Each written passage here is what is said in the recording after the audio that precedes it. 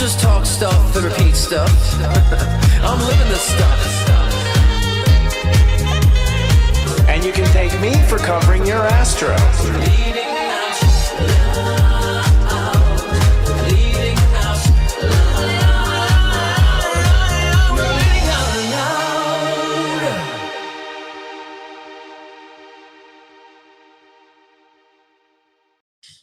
Hi, everybody. Welcome to Leading Out Loud, the spiritual shift show that's pioneering and playful. I'm Step Astrologer and Channel Sensei Chris Witecki. And I'm David Palmer, the Leo King. And I'm Scott Cruz, psychic medium and mentor at scottcruzpm.com. How's y'all week been, guys? How's it been? It's been a week. There's a lot of energy going on. You can feel it everywhere. Yeah. It's all over the body. We're starting to see, we're starting to see things fall, actually. I'm seeing relationships fall, businesses fall, namely mine. Stock market, maybe. But things are starting to come apart. The old world is starting to pull apart. Yeah. And I felt at least 2 days. I felt one day, I think it was 2 days ago, that just I didn't feel like I was in the old world. The world felt unfamiliar. I mean, felt strange. Yeah. You had that too? Yeah. So yeah, I've also been like feeling this like need to like speak up, and so I've been kind of feeling a lot of that passion. I don't want to say rage, but just kind of like speak up, say something. And so I've been kind of like doing that a lot in my mind, actually. And then when I find out I'm finding my voice, then I'm like, I don't have to say anything to that person. So I've been kind of resolving a lot my inner voice. I would say I didn't fail, but I definitely had a lot of things that I finally like came to terms with of like, that wasn't the way I like to be treated. And then, so I made my voice be heard, and then a lot of people understand it, but I think there's a lot of voices out there that are really just want to annoy people or pick at people. And I think everybody's done with that. Mm-hmm. Oh yeah. I spoke up too, and no one likes that. But I had to. I was at this point where I knew the era was ending, and I wanted to end on a note with myself where I kind of showed the universe that I got it, or at least I thought I did. And strangely enough, usually the person who heard it also need to speak up. So I've been attracting other people who didn't speak up. So there's a lot of speaking up going on. And I think there was no winner per se, but I think there's a satisfaction and an end. A lot of endings for me this week. A lot of endings. And I've also recognized too that I want to speak up to people who embrace it, because so many people you get the energy to, you speak up, but then just like it's like talking to a wall, right? Mm-hmm. It's kind of you can't fix. What they say, you can't fix stupid. And I don't mean to sound so crass that way, but I started to notice that too. I was emphasizing intellect to people that didn't really have the capacity to embrace it, and that was a lot of my realization I had to make for myself, is that sometimes you have high hopes for people to understand things and they just don't. Right. And so that was kind of my inner voice saying to myself, I'm kind of proving it to myself and like making the point to myself. And that's kind of the benefit, because I've always been the one that speaks up, like you guys are saying, and people getting annoyed by being blunt. And so I've been finding my balance with a lot of that too. So I think that's part of the Aries energy, right? That passion. Yeah. I mean, in this week, there's so much in Aries. There's going to be 7 energies in Aries, the most we've ever seen in our lives. It's also interesting because we've had Mars with Neptune. Now it's going to be Mars and Saturn, a new moon in Aries with Chiron, and then, of course, Mercury conjuncting Neptune and with Saturn. So it's like overwhelming for this, what we've been talking about for all these weeks and this last month about really the identification of self being the highest version of ourself we've ever been. There is no more excuses. And so this is the week where that tension that's building up, you have to fully exert that trueness of who you are. You cannot. This is what we actually warned about. If you play on your crutches, they ain't going to work out too good by this moment. Yeah, it's true. And there's a moment on Sunday before the stereo degree Taurus where there's like 5 planets at step 7 at the same time, including the moon. And so you have this like harmonic, almost a chorus of spirit. So there's a strong 7 or spiritual energy coming in, like harmonized. And there's a strong 9 energy coming in saying, basically be strong with your spiritual message, or take on the spirit's new calling. I think there's a couple times where I knew people, I wouldn't see people again. So if I had a stranger that came into my life or something and did something wrong, they heard from me. I was like, this is probably the only time the universe is going to teach you a lesson. It's going to be me. I just felt like I had to speak up for myself, but I also felt like for the first time, I was like, I can't let that person go on doing that to other people. I've got to say something. Yeah. Because I don't want someone else to have to deal with that crap, So it's kind of clean up the litter, or the litter behavior, we'll say that way, of the world. But that's the past energy we're talking about, right? Because I've been saying for a long time, when people don't say anything, it's like that person's like, oh, I get away with it. I can keep doing it. And then and that was like the kind of the emphasis in the spiritual community is like, take the high road. Oh, don't pay attention to it. And it's like, no, we got to pay attention to that. We have to call out. That brings change. And, and perhaps that shows somebody else who wants to speak up too, that they have the ability to speak up and make change too. So I think we need to lead in that way of speaking up and standing up. But also there's going to be a lot of endings, like you guys said before too. There's a lot of endings with relationships, a lot of endings with careers or certain places that you're living. And I always say a lot of times when people end something, they feel like they have to hate it, that they can't still love it as they move on. And I'm saying, even though you're ending that chapter, you can still, I loved it for what it was. It brought me so much great opportunities and great experiences, but it's just a new chapter. So many people have to try to hate it in order to move on. It's like, no, the more you embrace it, the more you can move on. That's so true. I mean, the disappointing part of this has been that a lot of people had to like burn it down. It's like, damn, I had to just make the biggest error in front of you or do the biggest thing. Or it's like, wow, we wouldn't have to. I mean, I've had to fill out another police report. Seriously, it's like, I cannot fucking believe it. And the police are like, what is up with you? I'm a suspect in this town at this point. I'm going to have to spring. But it's just because I was drawing in the lesson, I guess, where I had to speak up and didn't speak up. No, seriously. And I also realized too, a little lesson is like, I realized that my timing sucks. Like I should, I realized the time to do something was way, way, way, way back here. And I made choices way so far back that by the time it came to the point of realization, it was too late, or at least too late to really have the full potential of what it could turn into. So late timing, definitely. I can definitely concur with you on your late timing. Yes. Yeah, totally. I think as we close doors in our life, I mean, they're not all going to be perfect. I think that idea of perfection, we have the South Node in Virgo. Yeah. That's where the illusion is. It's a North Node in Pisces still. No matter how much Pisces is finally gone, the universe is asking for us to have a sense of surrender in order to step into who we really are. And that surrender is going to be sloppy. I think you have to have compassion for yourself about how you handle things. But, then you don't be compassionate if you really are super sloppy, like if you're not moral or something like that. Although I don't think anybody watching this is that way. But I think it's important for people to remember that you're not alone. Everybody's going through a massive change in their life where a lot of major doors are closing. Yeah. And you're left with just this really kind of main one door with a lot of unknown on the other side. But it's not unknown if you just know who you are. It's the journey. It's the great adventure that we've all waited for. So. Well, and I agree. The knowing who you are is understanding those chapters are pieces of you, really. The bad relationship is a piece of you, right? The failure of a job or failure of a business is a piece of you. The success of is a piece of you too. And I think that people tend to forget the bigger picture of our story. And I think the more we come in tune to that, knowing the self, like you said before, like we've been saying, gives you understanding and wisdom and insight into the future and where it's going, right? And the trajectory. Okay, so this storyline evolves from this into that and becomes more rational to us and more discerning. I think that was a time more that people don't judge it, try to, condemn it and stick a fork in it, in a way that's going to be detrimental to their growth or realization or appreciation. At the end of the day, I found, being a guy of nines, I had a lot of Aries in my chart. The lesson really didn't require much. I had added so much to it. You know what I mean? Like I expected much more, fanfare or much more of a dramatic ending or something were found. And really Spirit's like, does he get it? Okay, go on. And so things are dismissed, in a way that was unsatisfying, for me. And I realized, I guess it's a spiritual lesson. It doesn't matter. And then in other cases too, I was really amazed that things that would normally make me melt down, I have been so calm.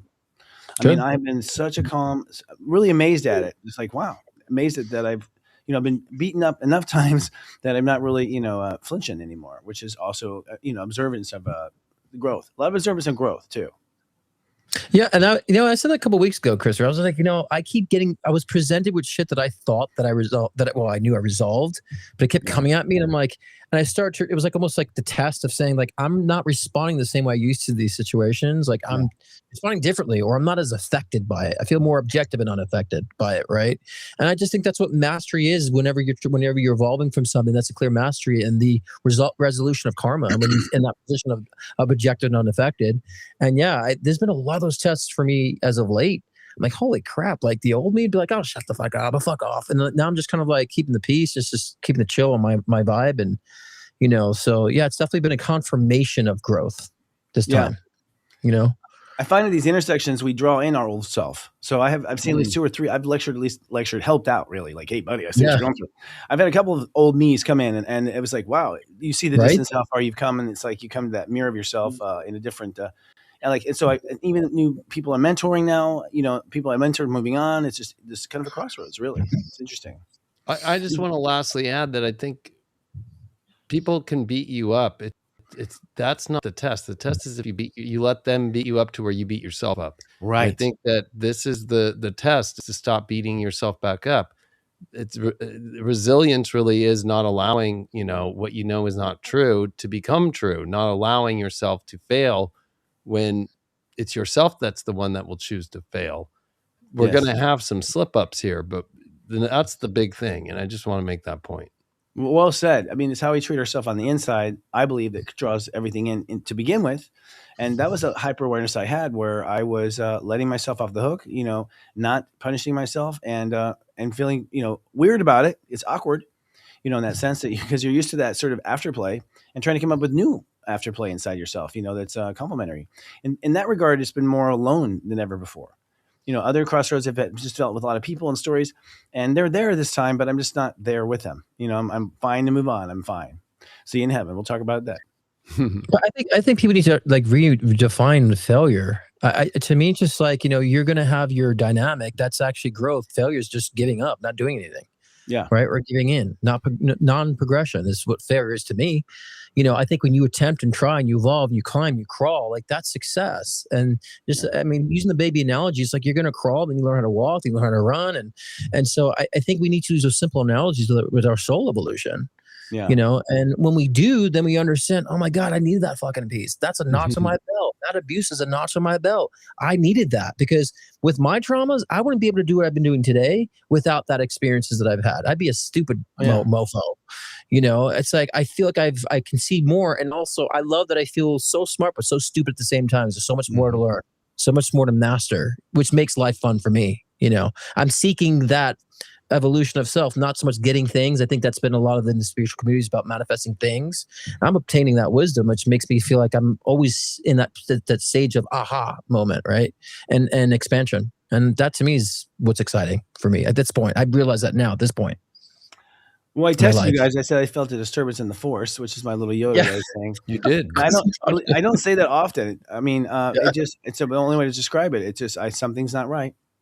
And I'm not worried because I felt this many times. I felt it before 9/11. I felt it, and so something feels not right. I don't think it's gloom. I feel very okay and not worried, but I predict something is going to happen probably in the next 10 days. So it feels like just my own spidey sense that will just leave us jaw open. It's like one of those moments. I feel like we have that coming. And it's a sense. It's not even astrology. There's 1,000 things going on in astrology, as David can tell you, that could be possibly the trigger of that. This moon this week is going to be intense.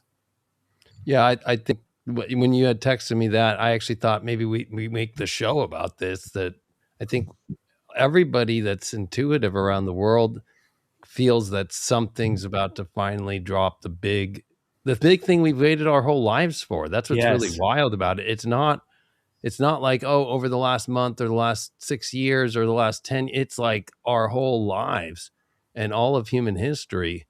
That's what's about to really be the shock that's coming that we can feel. I said weeks ago, or I said at the beginning of the year, but I reposted it recently. I said, the last 6 years didn't blow my mind yet. Nothing's blown my mind yet. Yeah. Something's showing up that's going to actually blow my mind. And that's when we know we've reached it. And we're at that where these last little clicks on the gear are so tense and ready to go. And that's what Terence McKenna said too. He always said, right before he passed away, he said that this is the evolution of humanity moving into the stars, literally, is this chaotic moment that we've all been going through. That's what he channeled through the mushrooms in the jungle and so forth. I think it's true. I mean, if anything is true that we know of the conspiracies, then it's a hell of a different world than what we talk about. I mean, to alien intervention and everything, and what we actually know and what we've been practicing. It's just such a far cry. We've been so much in the dark. We've been so much in a lie, really. We're talking about it tonight. It's just history and everything. It's like you just realize, holy crap, we just had our thumbs up our ass. Like we really did not we're just walking around the planet not knowing anything. I think we're going to realize that we knew nothing almost. We almost knew nothing. Well, I just think, and no one's surprised by anything anymore. I think people Right. like you're saying, we've seen it all. We hear all the bad stuff. It's almost like the pedo name has been such embedded in our consciousness. Like we're not surprised to even hear about that anymore. We become numb to that to the density. So for me, it says if we become so numb to the density, it's only it stands to reason why we're evolving our consciousness to be more, more 5D. I hate to sound so cliche this way, but I think 5D perspective is really understanding more about intuition, more about how things really are connected, tapping into higher dimensional beings and higher dimensional information. So to me, it's like I've been seeing that mapped out for such a long time and seeing people exhausting superficiality, exhausting density, exhausting all these, fixations on things to where I feel like the human species crying for more. Crying for like more answers. Like, why is this really occurring? And so this is the year, like I've said in 2025, of revelation and innovation and finding one's place. And that means those who have been, hogging the places of others get to collapse. It's a time of the breakthrough cliche, but like it's so obvious right now. I feel like Spirit's like just throwing it, plastering it in our faces. Like, you get it now, and it's, I agree with you, Chris. For the next, about 10 days or so, there's that aha moment. But I think we've been built up for so long to the aha moment, for the past 6 years. But the fact that no one's really surprised by anything anymore is kind of key. It's calling for an evolution. The surprise is on the inside. The surprise is on the inside. That's what I realized. I think I went through the frequency wars. I think I had everything, just the whole orchestra just played every bad note it's ever played at the same time. And I was calm, and I was just like, kind of that. But what I realized was, this is all me. And my biggest realization, I'd say, this week was, just that I'm going to be who I am. That I really could finally see how I had been conditioned as a child to keep my family calm, and then therefore, step away from what I'm comfortable with and what I want to make everything else happy. I really saw that and saw how and found the honesty of who I am. Just like what I really want to say is this. And so I just started doing it, and it's amazing how we subconsciously cloak ourselves. We subconsciously play these roles because we start as children that just want to be happy. So we start very innocent. These mind washes on yourself happen really young. And it's so normal. You don't even catch it till you're 50, 60, 70 sometimes, So I think what people are going to realize is who they are. And that's a shift that we got to get the headlines now. Yeah. But I agree with you, Christopher, because we all got to be aware and more conscious about what's going on within ourselves. And a lot of times we're numb to things. We got to be conscious. And so, too, being conscious, we got to understand what's going on in our world, too. And I think now is an important time to know what's going on in our world. So, first headline is Finland is set to launch the world's first permanent deep underground respiratory for spent nuclear fuel. Repository, for spent nuclear fuel. Engineered in stable bedrock, it is designed to safely contain radiation for at least 100,000 years. Bedrock's no joke. I lived in Beechwood Canyon in Los Angeles, and we had earthquakes. That bedrock, prevented us from feeling any type of earthquakes up there. So that bedrock is pretty stable, pretty strong. I feel like we're leaving. It's kind of like leaving Easter eggs for kids. For future generations to come, just somebody's going to dig 100,000 years from now and be like, I guess it's only 100,000 years that it was safe down there. And what's a little scary about that is who's going to really maintain that energy and stay maintaining it, or are they just going to get lazy and just like landfill, like we've done everything right, and just like kind of close the lid and be like, well, let's see what happens, because but it is a little bit safer, because the problem right now at nuclear power plants is if the power goes out, the generators only run for 3 days to keep all that expelled nuclear waste cool. And then what happens at that point? They have no contingency plans to keep having a guy with a truck go get diesel and replace it. They don't have any of that after 3 days. And then that's when the actual kind of worse than Chernobyl situation happens around the world, is if we actually lose the power or if there's a huge sun flare. So underground would be safer, but it also could become like a volcano of one. Yeah, I've always had the intuition. First, my dad was in nuclear power growing up. So if it's in a reactor, the United States reactors are designed to self-destruct. And so they would never have a nuclear meltdown in the U.S. Reactor. People don't know that. But it's got chemicals at the top that will basically flood the reactor and destroy the billion-dollar investment.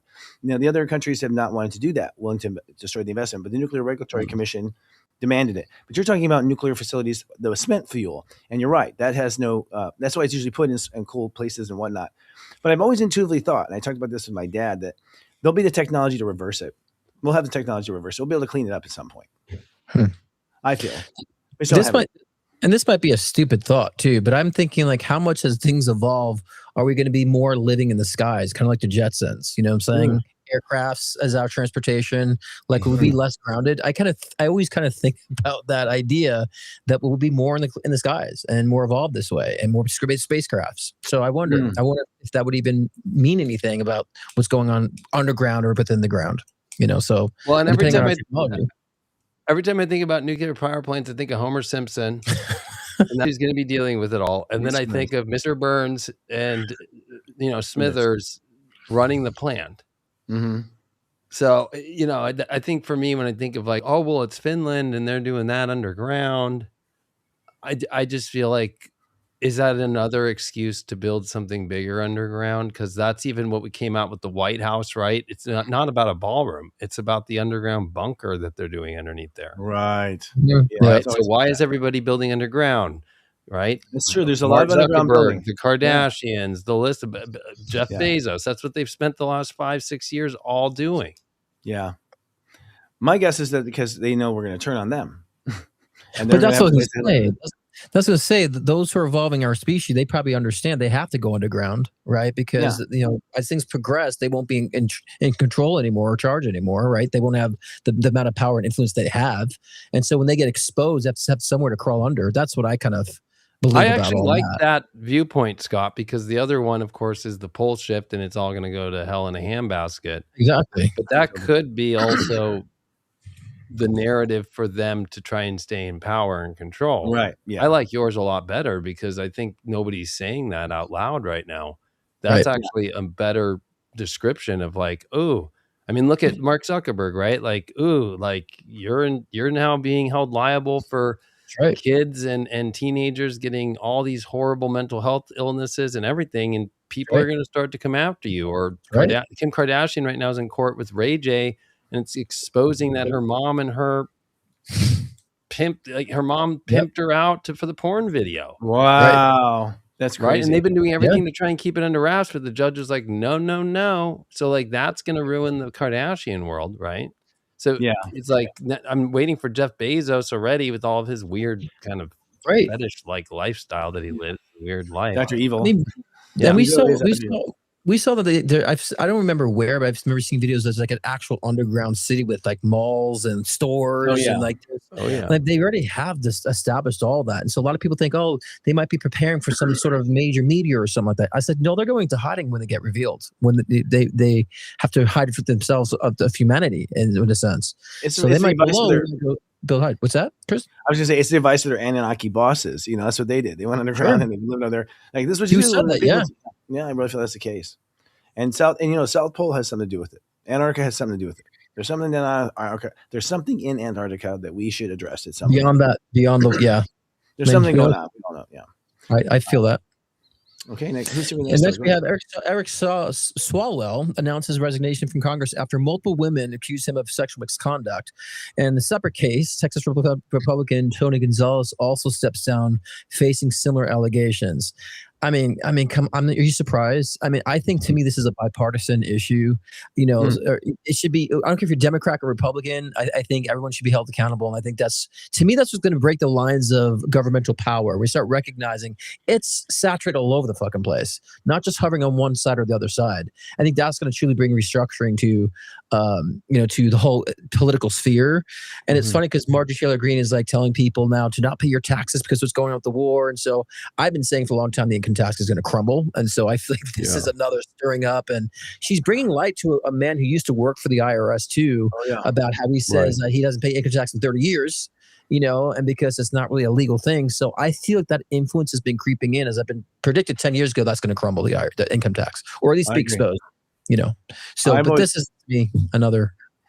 No, I agree. I would say I'm hoping. People talk about Trump being an asshole.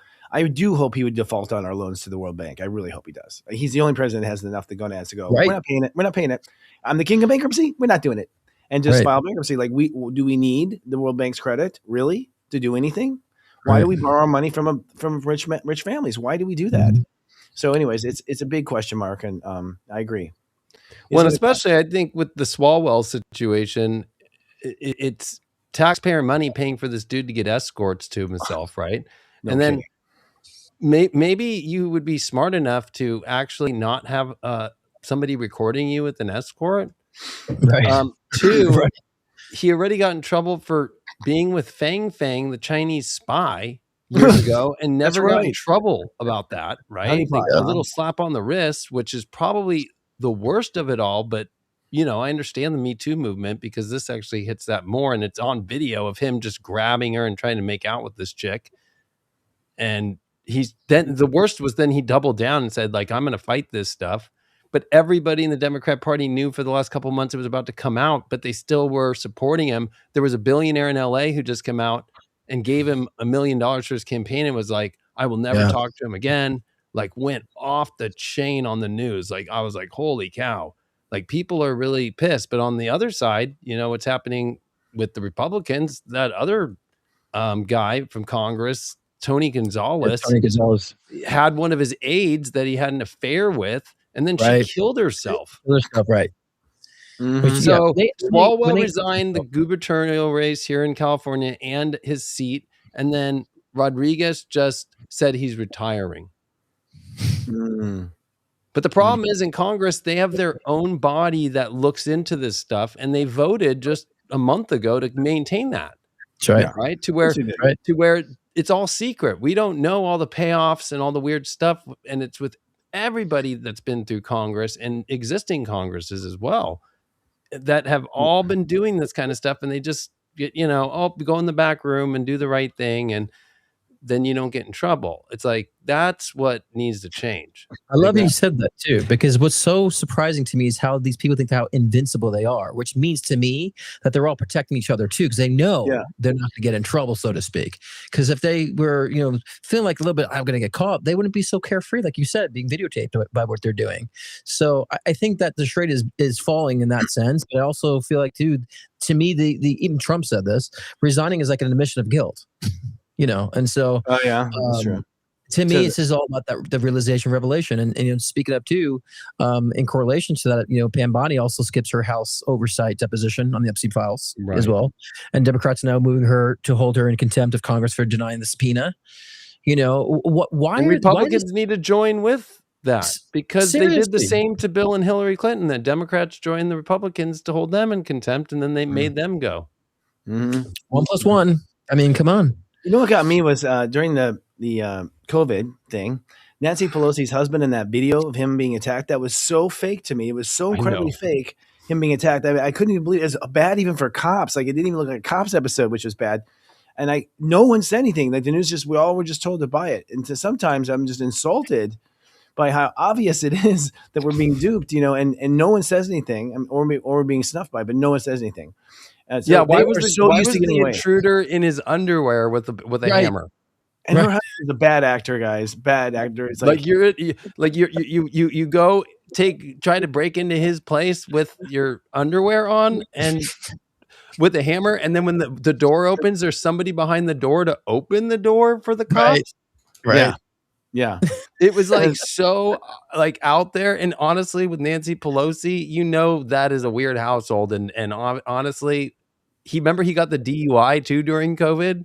Remember out there in the Napa, he was just drinking in his Porsche and he was drinking wine and he got the DUI. And then that happened like right after it. It's like, okay, that's where these people are at. People might think, oh, money makes people happy or all this power.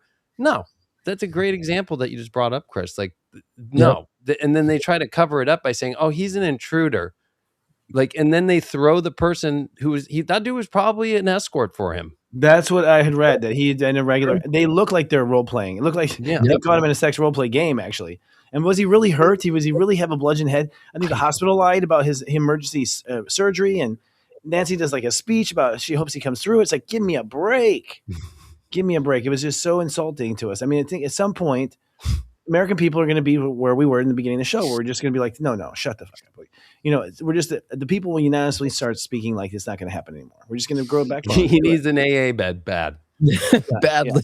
Because I don't think he would have felt the blow, right? If he's so drunk all the time on wine. That's true. Yeah, and they're Speaking huge of houses. cover-ups, and then Melania Trump making her, announcement too, right? Oh, yeah. It's almost like a warning, by the way. It's like what you're going to see is not really true. Stop talking about it now. But yeah, First Lady Melania Trump steps into the microphone to blast disgraceful lies connecting her to Jeffrey Epstein. She denies any meaningful relationship and urges Congress to hear from Epstein's victims. I mean, obviously, she wants to go to the victims because she knows she was not a perpetrator, but she did know him. So let's focus on the victims now. But I also feel like that's a way to escape her relationship. I think she's been a victim. Hello. I think she's been a victim. She comes from. I'm sure. I think she's a girl has been trafficked. Like, I mean, I know I'm trying to speak poorly to Mrs. President, but I do feel like I look in her eyes and that's compassion. I think she's been there as a girl in these different countries and she somehow made it to America as a beautiful woman, somehow became the first lady as a beautiful woman. Her beauty got her there, but I think it was a hell ride. I think, and she sees it and I think she reaches out to these people. But it's funny because Trump didn't even know that she made that speech. I believe that too. It's kind of right. And that's the contradiction, though, right? Because Trump's saying it's all a Democrat hoax now, the Epstein files, even though for the last 4+ years he said it was the thing he was going to expose and how bad it was, and then flips. So then she goes out and does it, but then the bigger story is it's because just days prior, her best friend of 20 years just got deported because her husband is best friends with Trump, and it was Melania's best friend, and then she started tweeting out pictures and exposing more about this Epstein stuff and other situations going on. And that's what I think. So I think, Chris, you're right. I think she's part of being a victim. But like, if you look at pictures, she is all buddy-buddy with Jeffrey Epstein. And she's trying to say that she wasn't close with them. And there's pictures of them. And then it just doesn't look good. And her main point was that I didn't meet Donald through Epstein. But that night, the Epstein associates and everybody that is in the files that we know of at the moment, right? So I think there's a big riff happening in the White House right now. Of course. And especially she said this year or this term of Trump that she wasn't going to live at the White House. So they don't even sleep in the same bed. They don't even, right? Like that, you could tell. Do you see Donald getting on top of her and making love? No. Of course not. Like most Americans are not sleeping together. Although I actually have to say, guys, if I knew someone was doing shit like that, like Epstein, I would go talk to him because I got an ego that wants to go find out what this fucker's doing. I will be around those people. I've always wanted to see those people. I'm not because I'm joining them, because I'm actually looking to find a hole, see what's going on. Like I'm like a citizen investigator. So y'all don't always assume that someone's around a bad guy that they're bad. Sometimes people are vigilantes. Sometimes people have a good intention. They want to find out. They want to get the garbage out of the house. It's not always what we think. It's massively layered, but I think this guy had so much control with Zorro Ranch and all his other strings he can pull. People who are in positions of power pretty much know, what the blueprint of Epstein really is. Epstein. I was going to say Jizzy Maxwell. That's probably his nickname, Jepstein. Jepstein and Jizzy Maxwell. Well, you don't ignore the guy if it's like his party or whatever. I was like, same thing. If you know guys, look, if a guy's an asshole, I'm going to go behind his eye. I'm on the good side. This next story, I think, might play into why Melania is doing this. Right, because Trump posted an AI-generated image of himself in white robes healing a patient, then quickly deletes it after backlash. She later claims it was not meant to. It's meant to depict a doctor, basically. And he said the Red Cross. The Red Cross, yeah. Which is legit organization. It's a Jesus depiction with angels of military men that are all with wings at the top of the image. Like, wow, it's a religious depiction. So I think, and then he's putting himself as that, and he's the only one who posted it. It wasn't a retweet. He actually put up the picture on his own True Social. Yeah.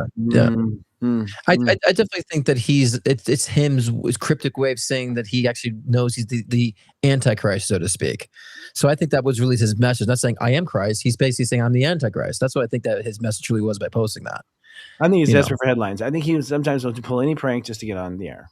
To gaslight, sure, but I think he knows he's causing shit, though. I think he knows he's deliberately. He's it's like that kid in the back of in the class. It's like after he's doing spit wads, he's doing some fucking paper airplanes. It's like they're just coming up, they're just constantly doing new stuff. They come up with new stuff material every between recess. It's like it's nonstop. They're dying for the attention to some degree. Oh God, Palm Beach Beach. Yeah, and then far right, attention. that's what far right Polish MP Konrad Berkowitz sparks outrage by unfurling an Israel flag with a swastika in the parliament. He calls Israel the new Third Reich during a heated debate on the Middle East conflict. Right. And I have to say, As a Polak, I knew that was coming. I hate to say this, but I said I'm sure David's going to say the same thing. I've kind of been saying that for quite a long time, actually. So, David, what's your thoughts on that? I know you predicted this too. I don't think people who are Jewish are Nazis. Of course not. I think the problem here is that the government under Netanyahu in Israel is doing exactly what we saw the last time Uranus was in the same place. Right. I think, and so for me, 3 years ago, I did this whole live special and said, like, let's see what this war, the Battle of the Gods, I called it, too. And it was like, the way that the whole entire, Palestinian Israel war was going and how they were treating Palestinians and how they were, it was like they were treating them just like how the Jews were treated in Germany. So it's so weird to see the flip. Again, this is not about Jews or being anti-Semitic. This is literally about a government. And if you actually look at Netanyahu, I think he is Polish, or something like that, and wasn't like a Jew originally or something weird, right? Really? So there's this really weird situation going on, and people are starting to not be okay with it. I mean, if you look at it from a lot of different angles, it doesn't look good for Israel as a country. That's not about the people, though. The same way that if somebody's upset with us in America for bombing Iran right now, 100%. We didn't come up with that. None of the people did. So I don't think Jewish people are bad people or anything like that. It's not Jewish. I think what's happened is, unfortunately, the leadership that we're seeing around the world, it's not just in Israel. It's happening all over the place now. Right. But that's what I was saying like a couple of weeks ago, like people are starting to now understand the disassociation between the civilization versus the politics. Right. Because I think many people back in the day were actually, referred to the civilization as their leaders. But now I think we're starting to distinguish the two as being different. So, when people say Jewish, we're talking about the Israeli government, not the people. And I think a lot of people tend to blend that so much. So I'm glad you said that, David, because there's a huge importance here. But I think more and more people are starting to distinct. People who are not so aware, I think it's starting to understand that more now. But there are organizations that push this story that they are victims of the Holocaust. And I want to say those organizations, stop. You no longer can make me feel guilty about that, even though I wasn't there, had nothing to do with it. At the end of the day, you no longer can cry this anymore, that this is your people, this is what you've gone through. And it's up to you to stop your government just as it's up to us to stop ours. Well, so I'm not going to feel bad anymore. I think that, this is a true story, but my grandfather and great-grandfather were in the concentration camps in Indonesia, the Dutch Indies, Dutch East Indies, right? During World War II when the Japanese invaded. And my great-grandfather died in the first year. My grandfather watched him die and was just like 18. And this guy helped him out in there for the 3 years they were in. And when he got out, he said, I want you to meet my daughter. And that was my Oma, my grandma. And so that's how my family came about, was through concentration camps. But you don't see Dutch Indonesians and Indonesian people right doing that. And because I think where the Holocaust story gets intense, of course, is the gassing. Oh yeah. But people don't remember that the Japanese would not feed. They would beat you up with no way to protect yourself. They would intentionally come in and club you, beat you with a gun, beat you with a knife. And that's how my great grandfather died in the concentration camp right away. So and my grandpa said, we had no problem with the bomb because if we did not be captured by the Japanese, and the military had no problem making this horrible weapon against them because they did not want to go in there and get killed, slaughtered. They were we had the Japanese camps in California. I know. If you were an American Japanese person, you got put in the camp. It's true, but you had to go without TV, not food. It's a little different. Right. No, it's different, but it still is not American. No, completely. That surprises me today. I'm sure I get the sense that it seems like Franklin Delano Roosevelt was a very he was a humanist. He seemed like he really cared. And it's the polio that did it. I think he got polio and he became very human and very real with what pain and suffering is. And at that point, and I feel like the industrial military complex, which was beginning at that time, overruled him and said, no, we're not dealing with it, Mr. President. We're putting him in the desert. That's why they put Truman in as the VP on his 4th run for president. Yeah, Truman. And his original VP was for farmers, and they got rid of him. Yeah, that's true. Yeah. Well, moving to our next headline, we have the U.S. Navy enforces blockade on Iranian shipping through Strait of Hormuz. Hormuz. The move follows collapsed peace talks and comes as a fragile ceasefire continues to hold. I mean, we're still in that 2-week, deadline or 2-week pause that Trump has initiated. So, he's claimed that I forgot which journalist he said that he claims that the war's completely done. It's completely over. He's saying.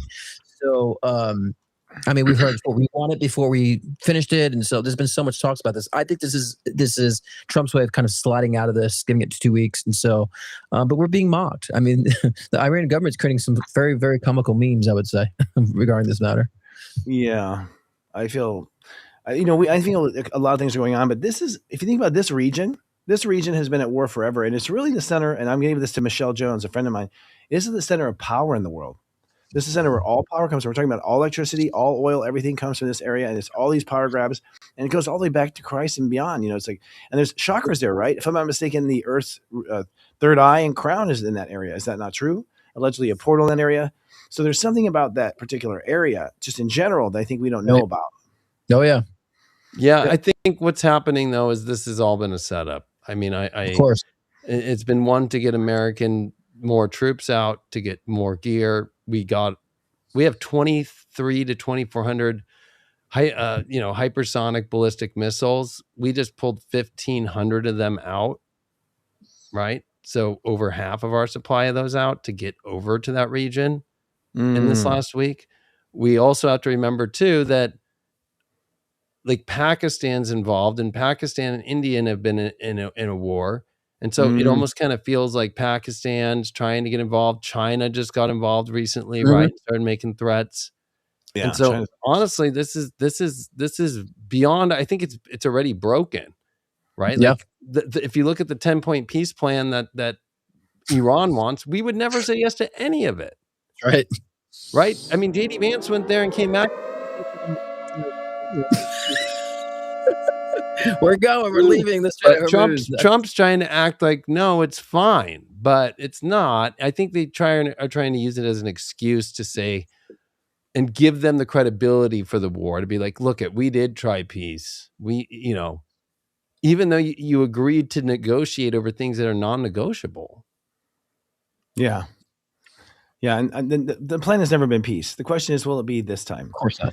It's always been set up to fight. Well, it's really about money too, because Trump's trying to make money off of the Strait of Hormuz, right? Like, and then split it with the Iranians. Right. There's always gerrymandering, so to speak, that sets it up for the next war. It's always set up that way. And speaking of gerrymandering, we have a commercial. We'll be right back.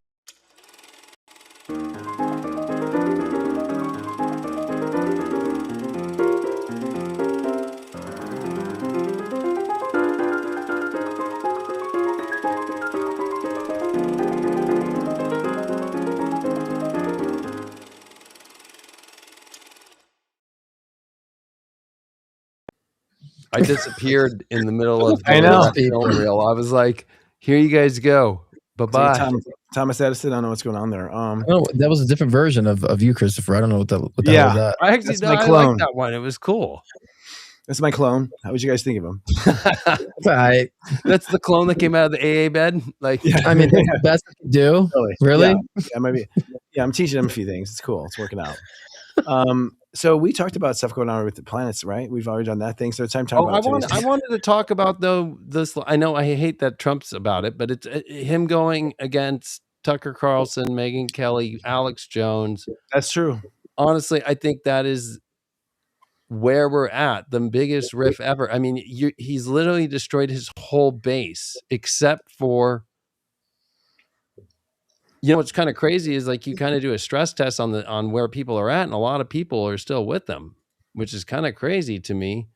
That's insane to me, though. The fact that you have the top people calling out the BS about the war, the Epstein files, right? He just blasted, and Candace Owens, and just blasted them to that was the longest tweet he's ever done, right? It was like 3 pages long.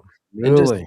And then telling Alex Jones that that he was a liar about Sandy Hook, that he Whoa. right, all this stuff. And then Wow. Tucker Carlson's always been low IQ. All of them are all low IQ, right? Yeah, totally.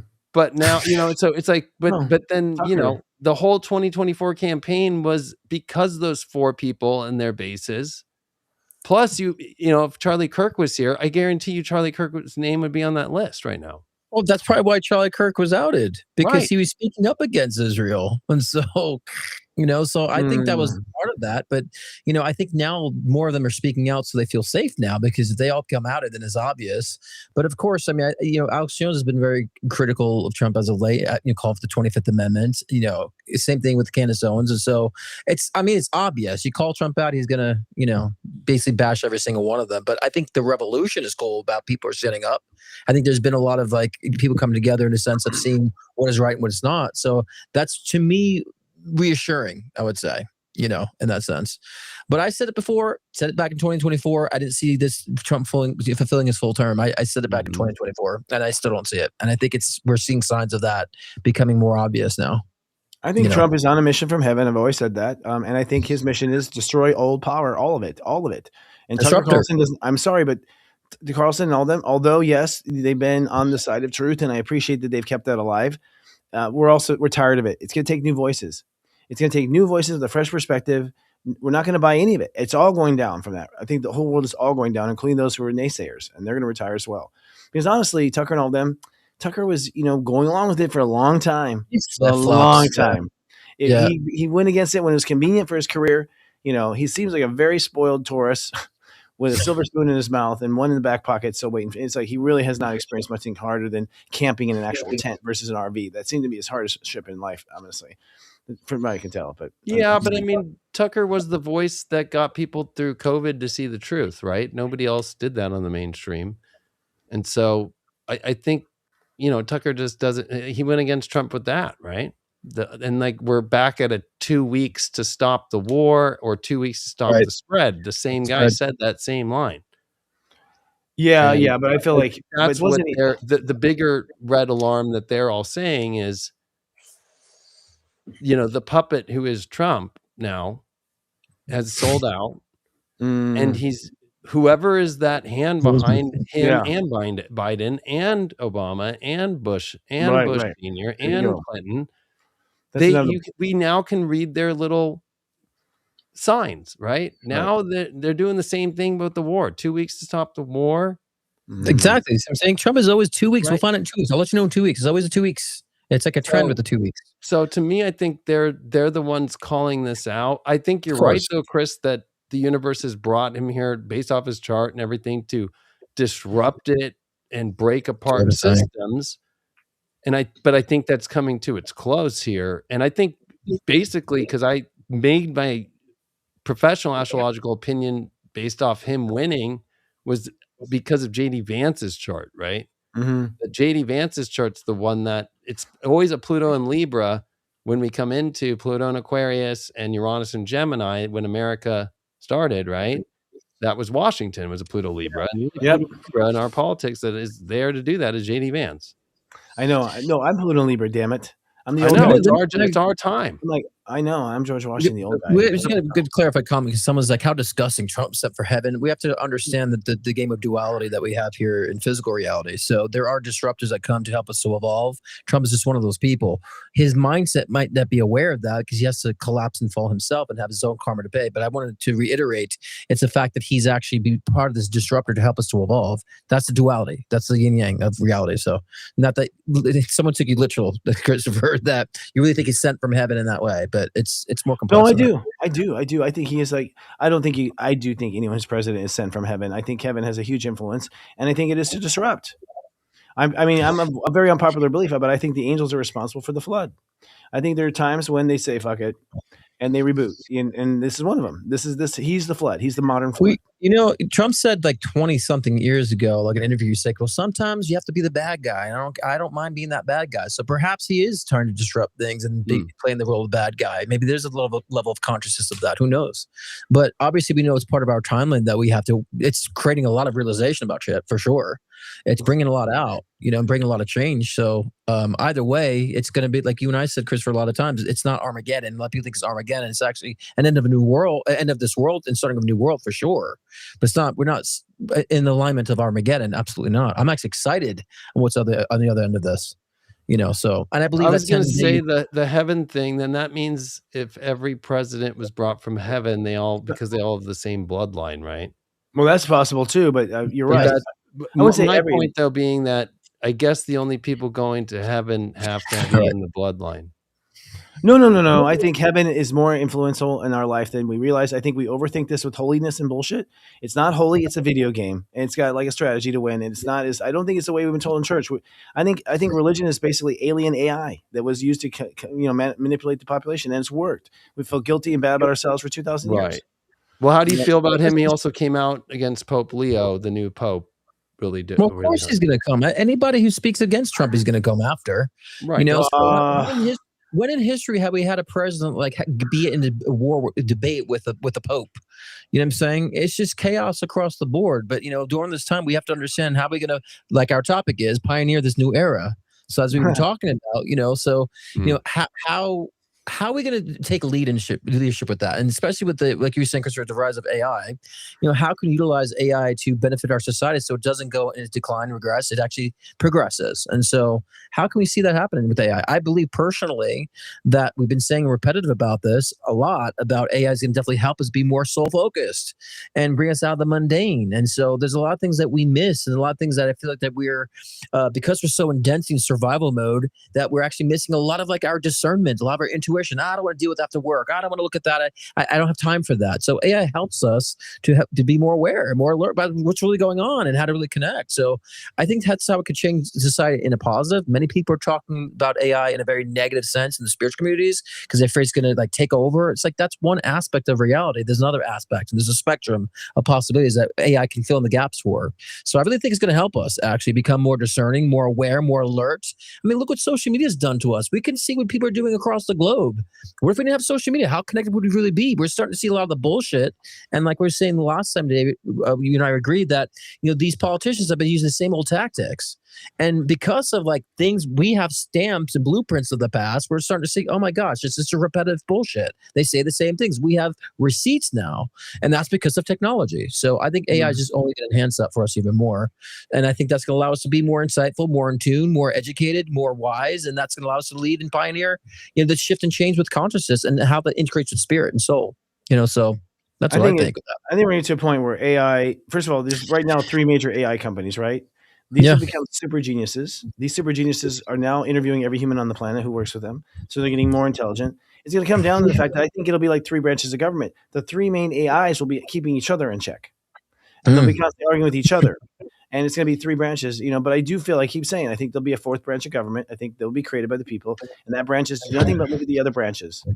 Because otherwise, if no one's looking, if no one's looking, that's when they do stuff, when no one's looking. And but why can't we? And I agree, but why can't we also, have the possibility that perhaps AI can actually help civilization instead of destroying? I think it's going to help. It's going to destroy. It's going to take over. It's going to destroy the planet. Why is that the only narrative that we think about? That could be possible. And if it's in the wrong hands of the politician leaders that we're trying to break down now, if it gets in their hands, yeah, possibly. But we're actually, I feel like spiritually, we're actually breaking down those modalities of people who are in control that would cause devastation. We're weeding them out now. This way, when I think that's past life collective. I agree. Issues with things that have happened in Atlantis with technology. Right. I think alien AI really especially the United States as Edward Casey. What's his name? Edgar Casey. You got it. Edgar Casey always said that the United States was everybody that was born here and live here are the past life people of Atlantis.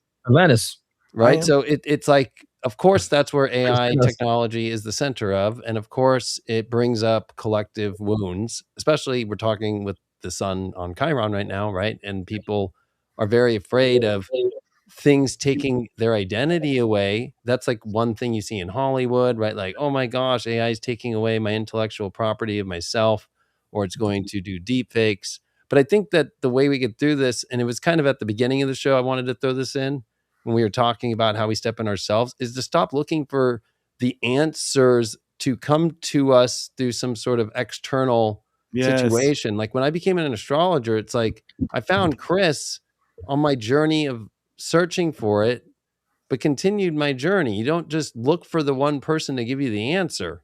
Yeah. You continue your journey, and you have to look for those answers on your own, and you have to be curious. And at the same token, you have to stop looking for external validation all the time. I think that's the problem, right? Whether it's world leaders but in ourselves, looking for the validation to be, I guess I'm it because this person thought so too.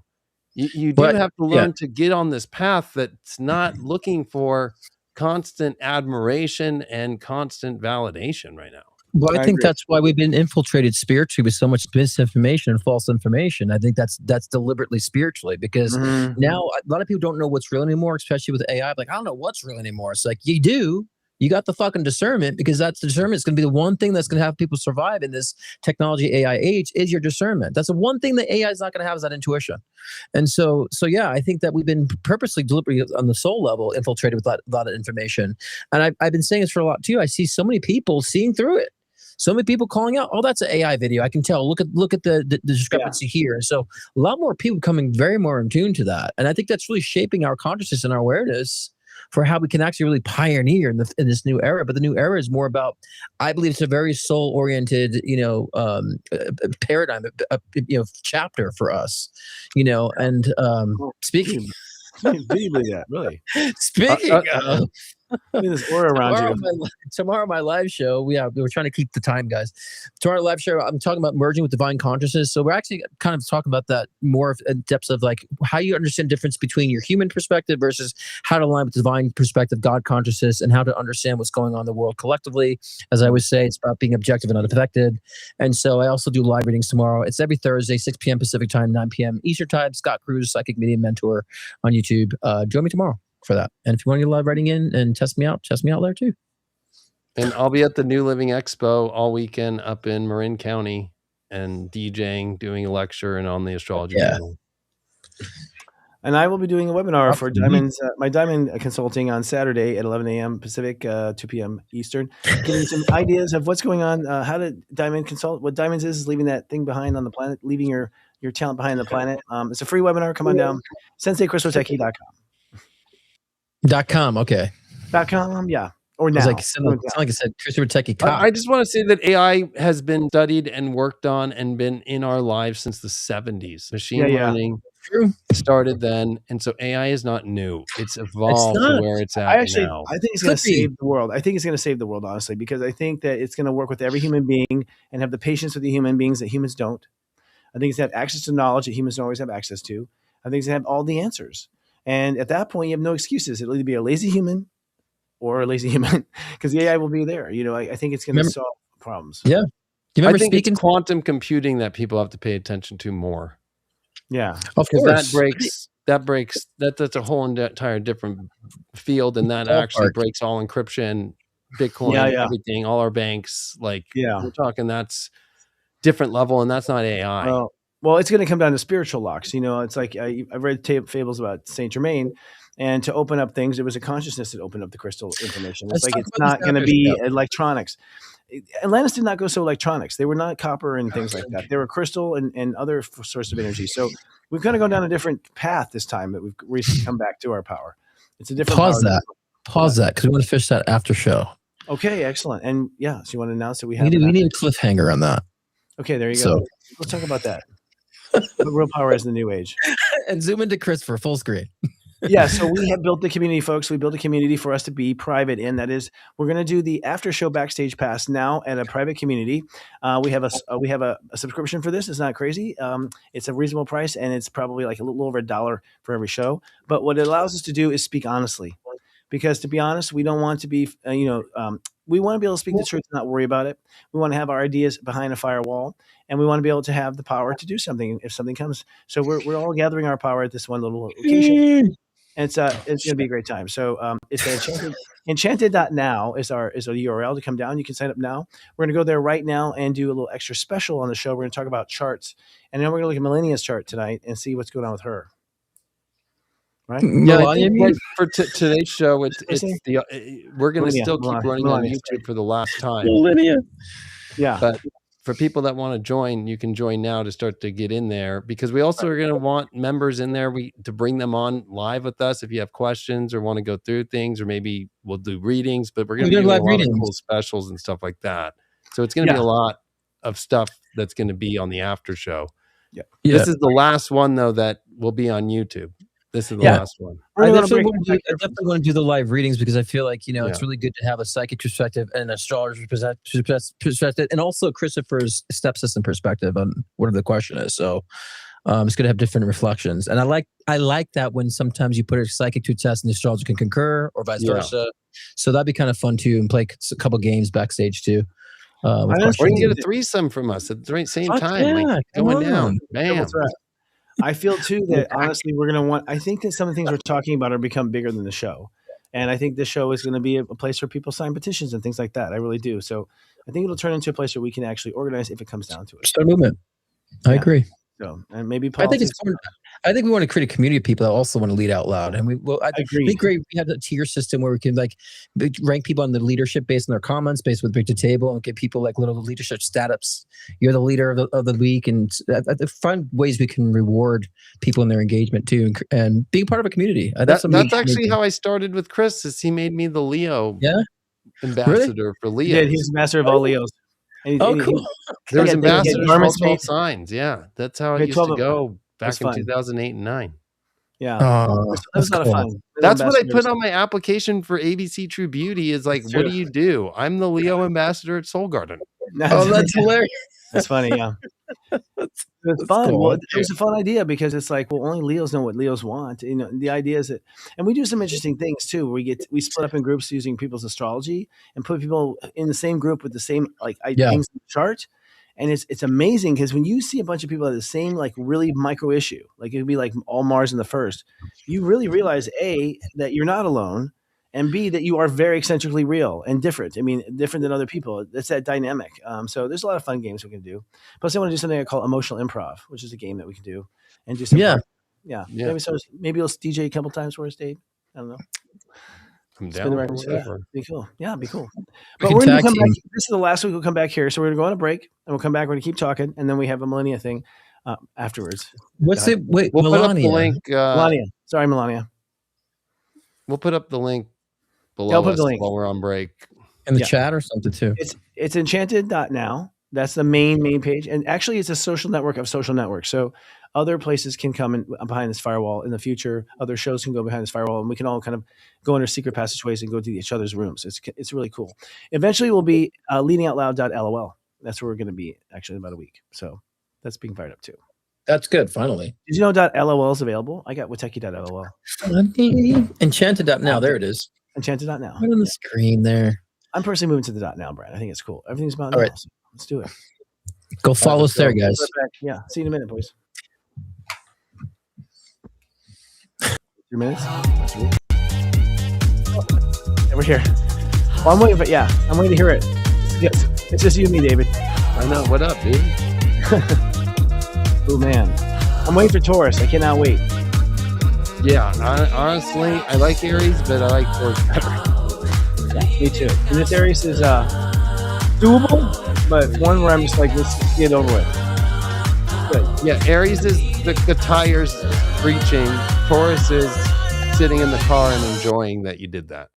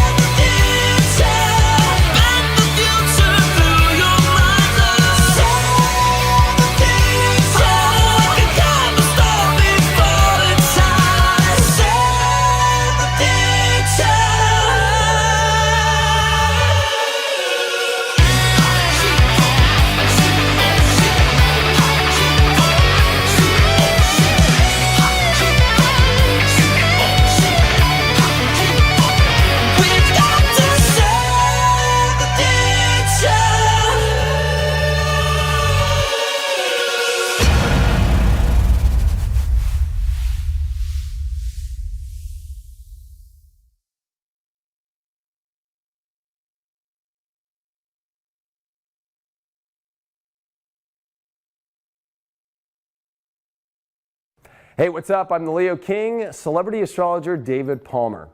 And you might be asking yourself, what is a celebrity astrologer? Am I an astrologer, and do I do astrology just for celebrities? You know, being a celebrity astrologer is about embodying. Celebrity astrologer is about embodying a lot. Not only being an astrologer and of course doing readings for celebrities, but it's about connecting the astrologer aspect to the media, to the world. You know, embodying the model part of myself or the TV personality that I've been in my life to connect to this 21st century and to connect to this new world with social media and with television. And Hollywood is tapping into the spirit world through psychics. Celebrities want to find their power of self. Untold with Maria Menounos, tonight at 8 on E! Especially, astrologers have been around for thousands of years on royal courts. They've been doing it for kings and queens. I mean, bringing the astrologer back into society, it's almost like being an astrologer has been axed out and we've been kind of put into our own little weird world. And I think that it's very important to utilize, you know, all the aspects of connecting to what we think of celebrity and pop culture and bringing these ancient science practices and all this wisdom to the mainstream world. And that's why, you know, building a studio like this here at the Leo King Studios and High Vibe Studios has been part of it, to be able to create my own networks, to create my own content. And a Taurus is going to have their worth and be a little bougie like you, and it will work out. You can't go with a cheap person or somebody who doesn't know their worth. Guys who don't have self-worth is your biggest turnoff. That is! If you're not a confident man, get to stepping. I can't deal. I can't deal. And then as time went by, I went on another big reality show called ABC True Beauty, and I went on and I said, you know what, I'm going to tell the world I'm an astrologer. It's time. It's time to really own this, because you have to remember, being an astrologer is a little scary. You have religious people who think you're the devil, and then you have the scientific community who think you're schizophrenic. So there's this element of dealing with this aloneness in many ways, of like having to have the courage to follow what a lot of people think is a belief, kind of like religion, which it's not. Astrology is a bridge between the spiritual and the science energy and bringing them together. And celebrity astrologer David Palmer, who is also known as Leo King. I like that, Leo King. So David, welcome to the show. Hey, thanks for having me on, Steve. That was amazing reading that you gave, man. And what information does someone learn from a reading? What I'm trying to show people is that it's all divine. There's divine timing in life, there's divine synchronicities, and I help people see that when they were born so they can align and understand their life better, and it's good for helping people with knowing how to go down the right roads and not the wrong roads in life, because we have that choice. Celebrity astrologer David Palmer, also known as the Leo King, is back with us. So his astrology guide is a hot seller right now on Amazon. We talked earlier about the modern approach to the age-old practice of astrology. So now let's look into the future. So David, what does the future hold for us? You said in our last segment, this week's gonna be a big one. This week's huge. We got a Mercury retrograde coming in Pisces, which makes things really confusing. At the same time, the planet Uranus is gonna come into Taurus like it did in 1934, which was like the rise of Hitler, the total change in all the agreements with the world and world power shifting. But the big thing's President Trump. He's got a pretty intense situation going on in his life. A lot of people look at it, whether it's from the government and the court stuff that's going on, or whether or not he's colluded. But the big thing is there's going to be so much confusion in the world. He's going to be having to take on confusing information while being kind of attacked at the same time. So the mental stress is the biggest one. Is he going to mentally be able to handle it? Astrologist David Palmer, aka the Leo King, who is joining us again here on ET Live. I know, I'm so Thanks glad for to be coming here. back. We appreciate having you, especially during Mercury retrograde. I know. Literally, the elevator on the way up was going up, no, it went down. You got in the building. You're here on set. I made it. You made it. I mean, all right, it's Aries season. So, well, the reality TV, the first one was 2005. I did a show on MTV called Parental Control. And back then, that was like the first of reality. Real World was the first reality show, and then it was these dating shows that MTV brought out, but they were very extreme, and they were all LA Orange County based, because that was where they got all their talent. And so we got reruns all the time. And then I did Next with the Next Bus, where it's like 5 guys or 5 girls in a bus, and then the person who's going to pick the dates can basically have 5 choices and just say next, next. It was a really big show. So MTV had me do both of them back to back. So I was on 2 shows replaying all the time. And that was where I was like, if I combine this with astrology, there's something there. It's all about not being afraid of learning and having expectations of going through a whole season.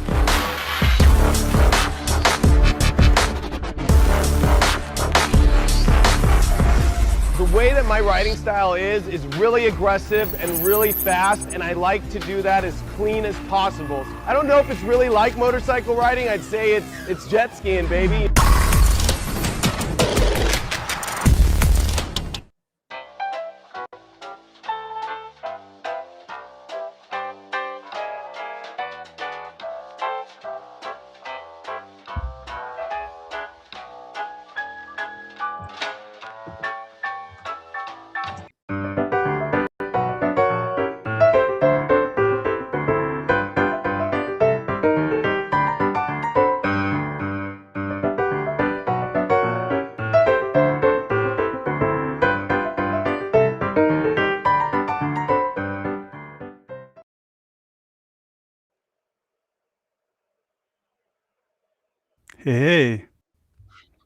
Hey, Scott.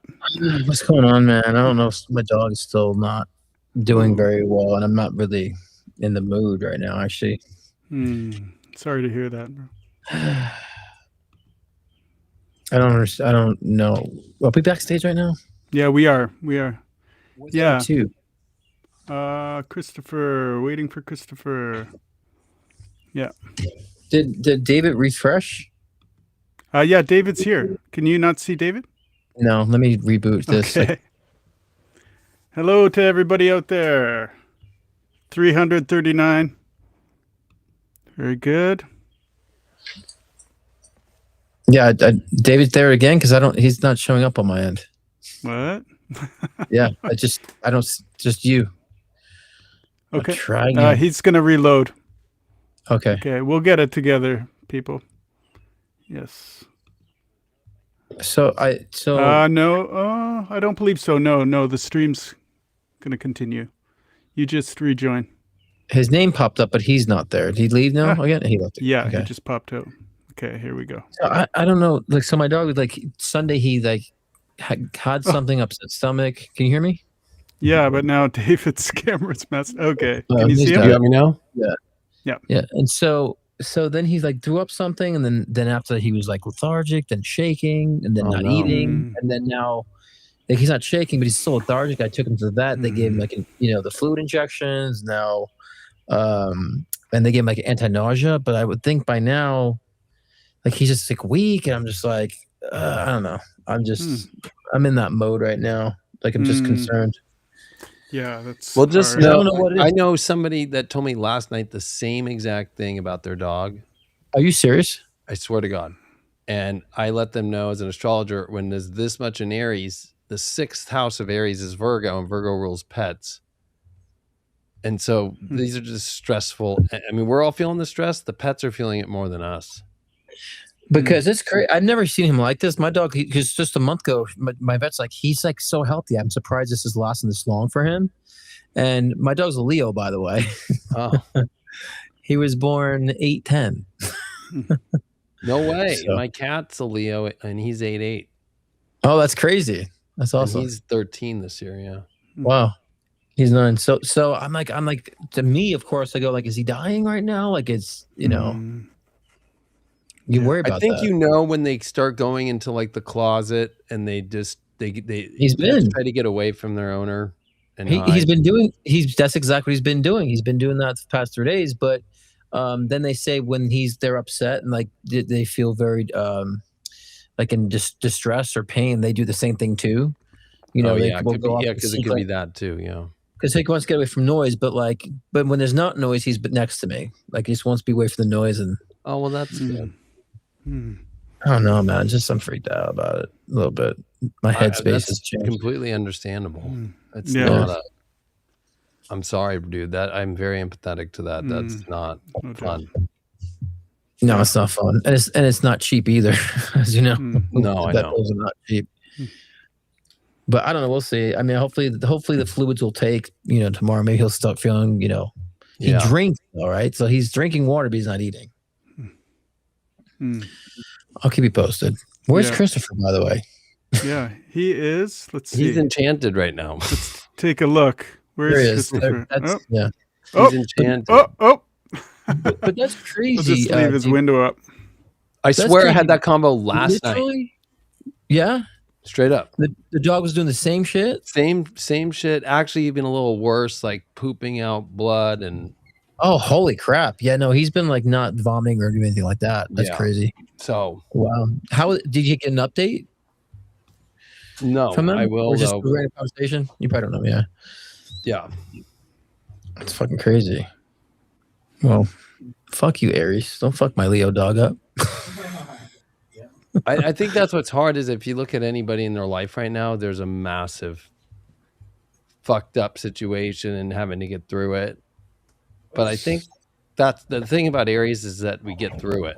It's one of those things that this is a graduation, like a situation than it is like an ending. Now we're in. Okay, this is a lot of momentum. It's a lot of energy. Someone said you could have roundworms. I have to look at that. Yeah. Look at the big thing is like we were a polished, beautiful societies, Atlantis, and we fell to the ground, and then we fell to the baseline of fight or flight, and we've been stuck in fight or flight for thousands of years. I'm not sure how long. The timeline's very distorted, hard to tell, and we're finally coming out of that fight or flight. It's pretty much if you're smart and listen to your AI, you will survive. So we're past that doggy dog point, And I did take someone said take him to the vet. I did take him to the vet. He got his fluid injections. He's got the nausea stuff. So yeah, he was at the vet today, and I'm checking in tomorrow. So just someone commented on Here's that. a good AI. I bet you AI program that will translate dogs and communicate for dogs. That's probably a good idea. There's $1 million idea right there. Or even a million idea where we can actually have like a phone or device that can actually go over the body and like scan and like have this like AI, can show it's like inside the body ourselves, almost like an X-ray type of thing. Yeah, because vets charge too fucking much. I think though the first version that Chris said they're doing with some guys doing that with birds right now, right? Like recorded all the bird noises and then it's figuring out and they're testing and then think about all the barks with dogs. I mean, imagine if we're going to be able to understand what dogs are really saying with their barks. Right. Yeah. Like, do you see those dogs that push? Do you see those dogs that push buttons? Right. You said yes, the button thing. They've already kind of decoded it to some degree. Yeah. Bitch, so, I'm hungry. The cats with meows. Yeah, I already know people who abuse it though, right? Like especially the people that run the puppy mills and all that stuff. Like I can't handle those people. Like who goes there and just like breed as many as you can and sell the runts and do all this and just like keep them in bad conditions. Yeah, that stuff pisses me off. Oh yeah, yeah. We saw recently like when woman was in like a parking lot and she had like a van full of these specific labs, and they breed them. You know, and I'm just like they're all just like piled in the back of a car like that. And they were like $2,000 she was selling them for too. I feel bad for pugs. They can't even breathe. They've been so breeding. They've been bred so much so where their nose is all pumped up that they can't even. They're snorting around all the time like sinuses their whole life. It's like I feel bad for the pugs. A lot of these breeders are doing like really poor breeding because I remember my friend of mine had like got 2 dogs from the same breeder and they all died at like 11. Oh, and I'm like, you ever think it's your breeder like not really breeding them well? Yeah, exactly it. Yeah. So what are we going to talk about? Do you guys remember what the cliffhanger was you were discussing at the end? Obviously, made us excited. Oh, we were talking, I think, about like AI at the end there, and then we were talking about people afraid, little Atlantis stuff, and then technology that could help us and the tools, opposed to being so afraid of it. Yeah. I think Chris was going to do Melania's chart. How do you say? Right. I was actually pulling it up right now. Were you? Okay. Can you put it up for us? You can screen share. Done. Let's take a look at it. She's born in Slovenia. Well, I guess I could just share the astro.com. That's what Chris likes probably better anyway. Yeah, I do. So I will do that. Clean interface there. Good calculations. I like astrology chart programs, but true. Yeah, I don't know why I go to the web. So it's a good question. No, I'm not crazy about. I know. The one for Mac is just, I don't know. I'm not happy with it. It's not user friendly. Oh yeah, I gave you it. What's that? Gave it to me? Yeah, I gave you the ability to have Astro Gold. No, I do use Astro Gold. It is gold. Like in a reading, in a live reading, I will go to Astro Gold. I won't go to the web, that sort of thing. All right. But to print it out and give it to him, yeah. So. Okay, here it comes. I'm a dog whisperer. No. There's no sub numbers on this, damn it. There's no sub numbers. You can't do this on this, damn it. Well, there's yeah. an echo. You can't do this. Screen shaving. We're screen sharing. Damn it. Don't shave your there's screens. an echo. I know. Oh. Screen shaving. We're screen sharing. Damn I don't hear it on my end. Only on mine. Okay. I know. I love hearing myself. Wait, so it's fun. what? Okay. Yeah, we don't have any numbers or no degrees on these things that we have here. I don't hear it on my. No, there's no echo in the control room. Can you see? I love hearing my. It's just here, but I'm fine. The step. Yeah, we don't have any numbers. Degrees on these things that we have here. Okay. No There echo. they are. Control room. They are. Oh, I mean, It's just here. Oh man. there's a crazy long echo. Son. Moon 6. You want me to- There. Whoa. Pass it to Morgan. Let him post it, maybe. Yeah.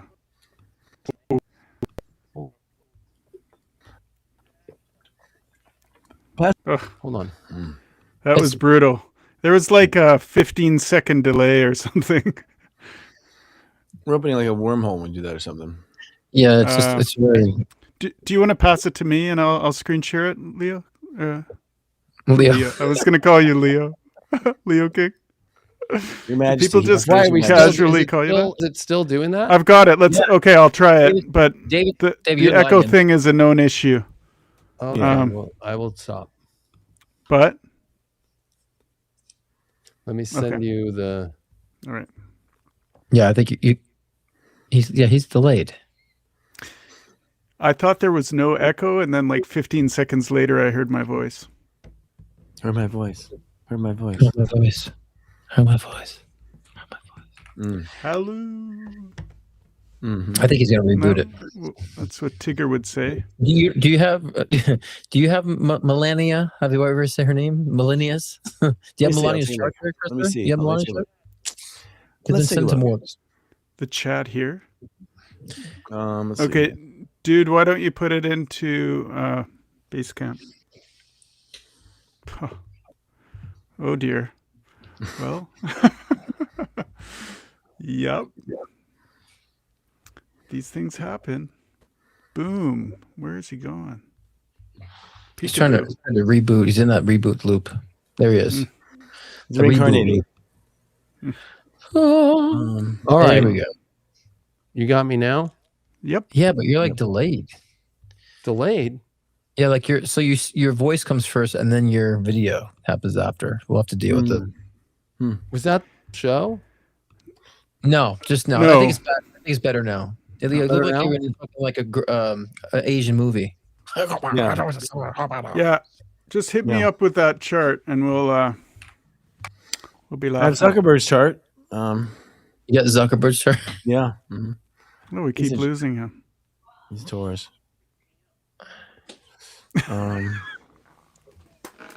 What chat are you putting it in? No. Just put it directly in the file server on where you put Christopher, do you see David? where you put those those sound effects. I don't think I have her. No, I'm looking through all my celebs here, and I don't have her handy. Well, because now David's not on my screen now. Oh Is yeah, he here? he's disappeared. Oh, He's in okay. this dimension. So I'll just look it up.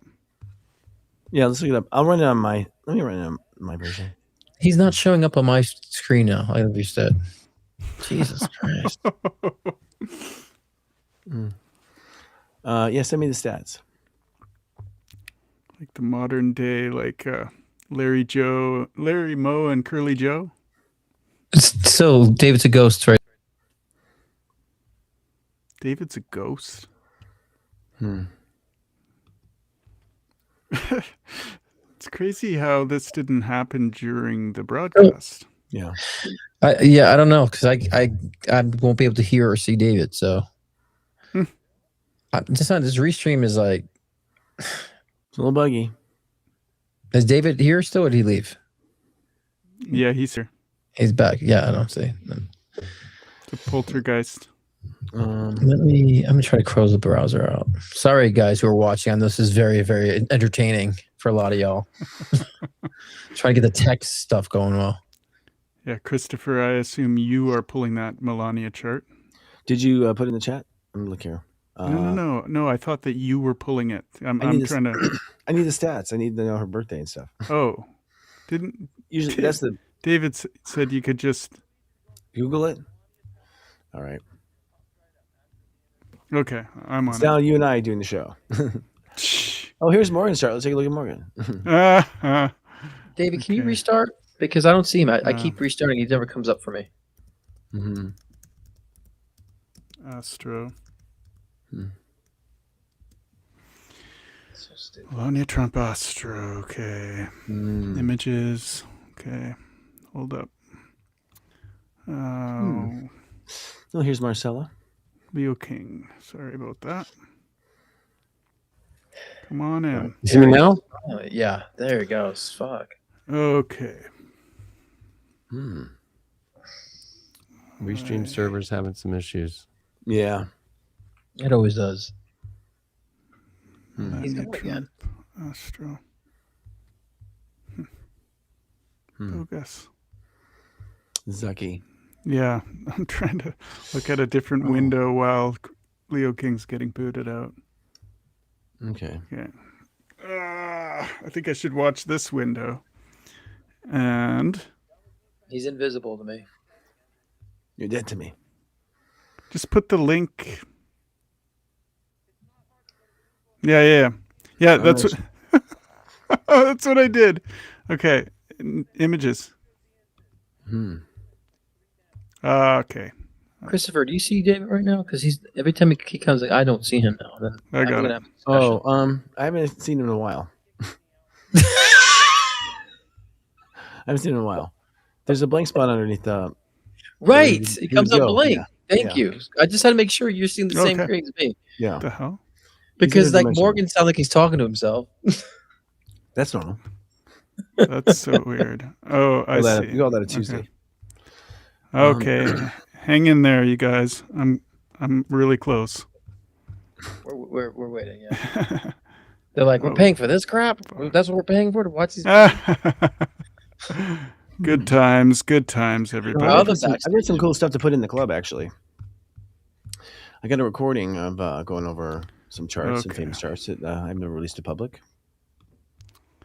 Okay. What? Of who? Actually, I did a tag team with Jai Gobun. She was doing the Gene Keys and the Human Design, and I was doing the astrology, and we're tag teaming, looking at some things going on. We haven't done that in a long time too, Mr. I know we should tag. We should. Well, I think you know what? tag all three of us. Let's do like the new. Well, I think I'm going to put that show on hiatus for a while. But you come on our Sunday show and do it. What show? What do you put on hiatus? Giant. It's I Rise, I Shine with Giant Chris and Jai. You're going to put that on hiatus? No, I'm putting Esther Mingle on hiatus for a while. Oh yeah, I knew that. I was like, that's new. I think you meant to do that. Oh, we love the show. Yeah, everyone, if you're listening still, Sunday mornings it's kicking butt, man. We get together, we talk about the issues, but it's more spiritual. There's gonna be breath work and some stuff beforehand, and Jai sings like hymns that she's written herself, which are crazy good. We want new musicians on there. We want people sharing their art and their music and just coming together as a lightworker community, you know. So it's great. It feels great because I need that on Sundays. I never liked church, but I like the idea of it. Testifying up in there. Yeah, no, it's good. Oh, Leo King. Okay. Yeah, I see you there. I've been doing this for like 2 minutes. Like, hello. I'm trying to get the chart up. Okay, you guys, you have a chart. I was gonna have to channel David to get him through, channel him in spirit. Do what you do best, you guys. Tell us about Melania Trump's chart. Yeah, please. I mean, one, she's a Sun Saturn person, so she is pretty damn serious. If you notice, she's always got a serious damn look on her face. She's also very much got her own system she does like to have everything under control, and things are out of control right now. It's so weird that she even ended up with Trump, who is the opposite of Saturn.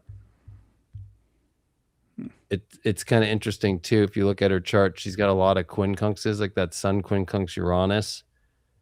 So she doesn't understand Uranian energy at all. And it actually destabilizes her peace. And so it makes no sense why they've even been together. I think that she's honestly played a quote unquote role as a wife, not an actual wife. I don't think they've actually been a real couple for a long time. I think through this whole Uranus, even their first term.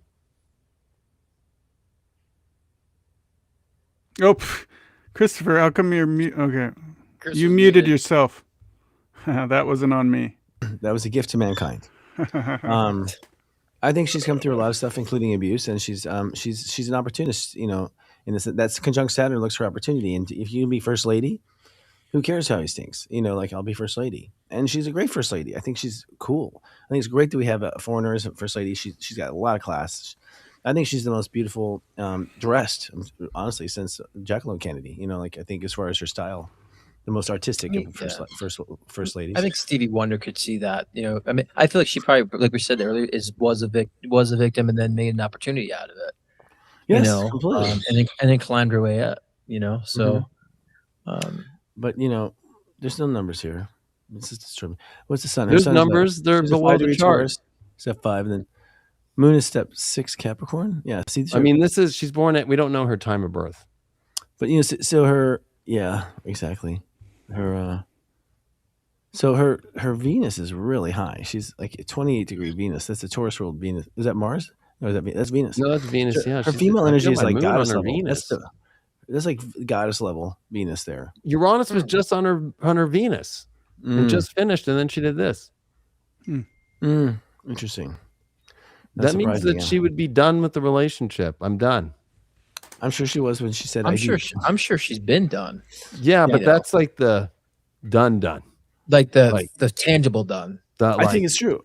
You know, I think most relationships like theirs are done. I suspect that you're going to see massive divorce in this next year. I think a lot of people are that was the contract. It was to help people heal, and it's on to the fun stuff now for everybody on the planet. Yeah, that's like Pluto and air sign. I mean, Pluto and Libra was the whole divorce beginnings of like the longest, right? That's what started it. And now Pluto and Aquarius is the next round of that. Yeah. I also think it's interesting because she has Sun opposite Jupiter too. And she has Jupiter at the beginning. I think it's 0 Scorpio. Yeah, Jupiter 0 Scorpio. So when you draw some boundaries, so Pluto's been in square. And the main thing is Pluto is in square to her Sun right now, exact. Wow. Right. So I think right now she's dealing with, I can no longer play the role I was anymore and wear the role of this mask. The universe is going to destroy me. Right. It's going to destroy everything that I've held up for credibility. Credibility is her number one thing with Saturn, her reputation. And it's all coming down out of her control because who she's aligned to be a play actress wife with is destroying it. So this is Pluto squaring her Sun being like, you can't be that role anymore. You're losing your popularity. You're losing. She just put out that movie. It didn't sway anybody. Of course. And so this is her trying to, I think, step into, maybe with Pluto, she really is going to give the honest truth. And maybe she really is being honest. But I was saying, because when she made that speech and she said, you know, we need to focus on the victims, she's basically contradicting Trump in so many different ways. One, it's not a hoax. Two, look there, because she probably knows she'll find her husband. But I also felt like that was her out. You know, look there, her husband gets exposed and she has her out. Because I feel like she's been wanting to get out for a while. I agree. With or needs an excuse to. She's laying the groundwork for it. Yeah, her Uranus is 5 degrees as well, Chris. She has a lot of 5s going on. Yeah, she does. Okay, thank you. So Uranus is at 5. Her Mars is at 5 too in Gemini. So she's a crazy thinker. I mean, her mind's all over the place. Her mind's all over the place then. Uranus at 5. Well, 5 is self-talk. It's also her North Node return happening. At 9, I can't see because of the comment in front of the numbers. Sorry. Her North Node is at it has it as mean node, but it's still 9 degrees of wow. Pisces. So her North Node return's been happening, and she's taken the action of getting out of, very Pisces, get out of the fucking situations that are slippery and hidden. Mm-hmm. Right? Yeah, So save yourself. She's in her nodal return. Right. Seem like And a it's canary. time, yeah. Mm-hmm. Yeah, and she's here to save herself. I think she's probably been in privilege in most lifetimes. She's sophisticated because she's been invited into privilege, or married into privilege. But now she's building that under foundation of her own, where she can stand on her own and think for herself too.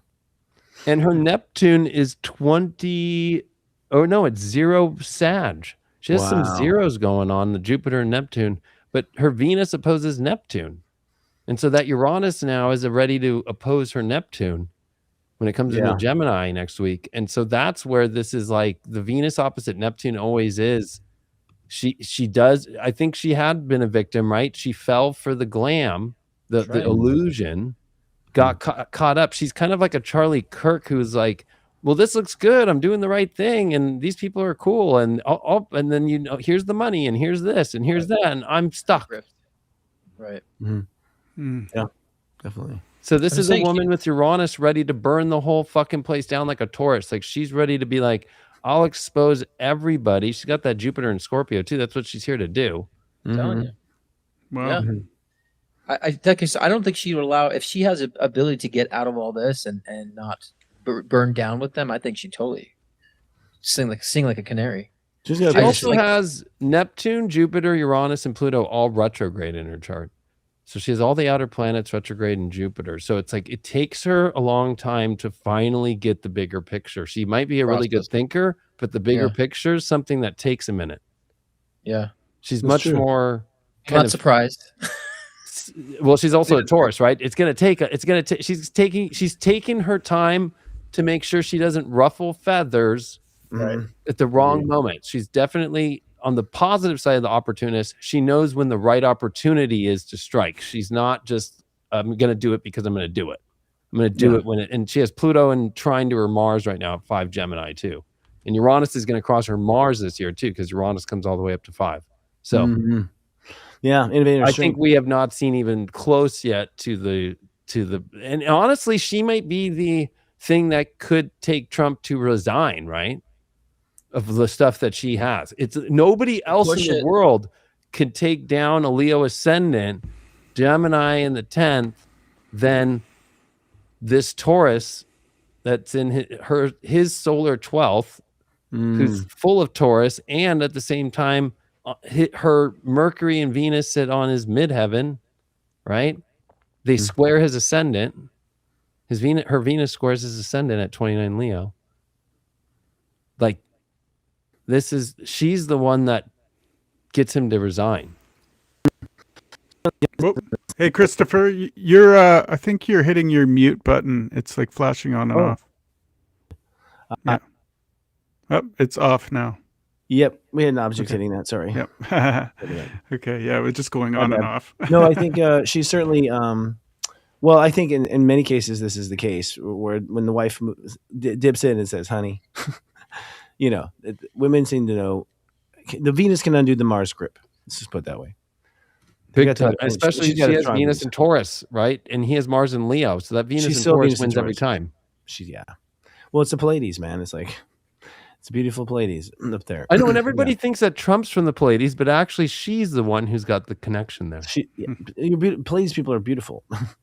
Trump's not beautiful at all. No, I think he's Arcturian.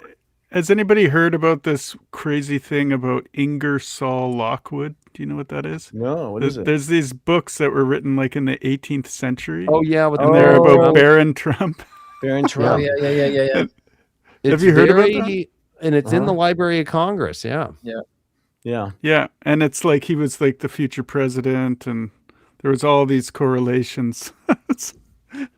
I mean, honestly, I follow a lot of prophecy work, and honestly, prophecies are not jokes. I mean, ancient civilizations have used prophecies, the Mayans, every civilization, everybody looking to the stars, everybody looking into the future. That's right. Prophecy is real. So I think people that are normies look at it like, oh, this is some conspiracy that was always meant to happen. It's like, no, this is what was predicted of people that were seeing the future. Some people say time travel. That could be totally possible too. I think though we're walking into that feeling of time travel because we actually are into a time of where maybe it's crossing with a point in the future that they did time travel. Because if time travel does exist, which I do believe it does, we feel it more when we actually reach the time when the time travel technology would have come. Yeah, it seems more conceivable than ever, hey? Because like look at with CERN, they're going to close it down for like 5 years. Right. Like, yeah, what is that? I think the experiments they've been doing there, right, have been all about that. The Higgs and what is it? The Higgs boson, right? And that's all, right? Yeah, that's all connected with Neptune and Psi, which is all the Greek letters and all that. If you go down that rabbit hole, and trying to find the God particle was the whole idea. The God particle, but splitting atoms crazier than and putting him right full speed right before they come together and stopping him, they're definitely playing with. Well, they haven't. I mean, weren't they kind of speculating that since like 2020 that they kind of opened up some sort of portal or shifted dimension? Because that's where the whole Mandela effect started coming out. People reality or in 2024 during the solar eclipse in America, right? Conjunct Chiron, which is weird. This new moon this week is conjunct Chiron. Interesting. But it's not a solar eclipse. But that was when they did their big thing at the exact same time in 2024. And that's when I feel like they did whatever was their biggest thing. And if you think about the idea of like Trump first term, Trump second term, that makes way more sense that they would have changed the timeline shit in 2024.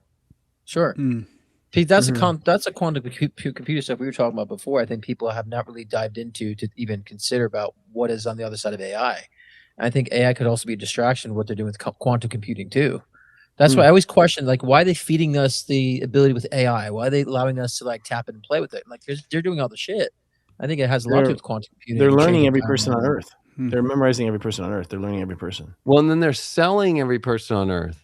Oh yeah. So like, there's this video going around now of like, it's like the back door where it's like they know everything through not only social media, but AI, the internet, your Google searches. Like they have this stuff going back 20 years now. Yeah. So, you tell something into an AI chatbot, right? Like, oh, I'm going through this. Like I'm a mom and I'm single and I'm having problems right now with making money and da, da, da.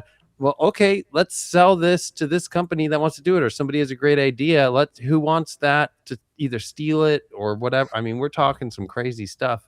I think they're also programming NPCs because I'm like, there's just weird people, weird things that I feel like that I've been noticing too. Like, do they have the ability with the quantum computing to like, I don't know if you believe in the NPC kind of, I mean, theology. Honestly, that's what the nanobot technology is about. Yeah, and so I know. Yeah, go ahead.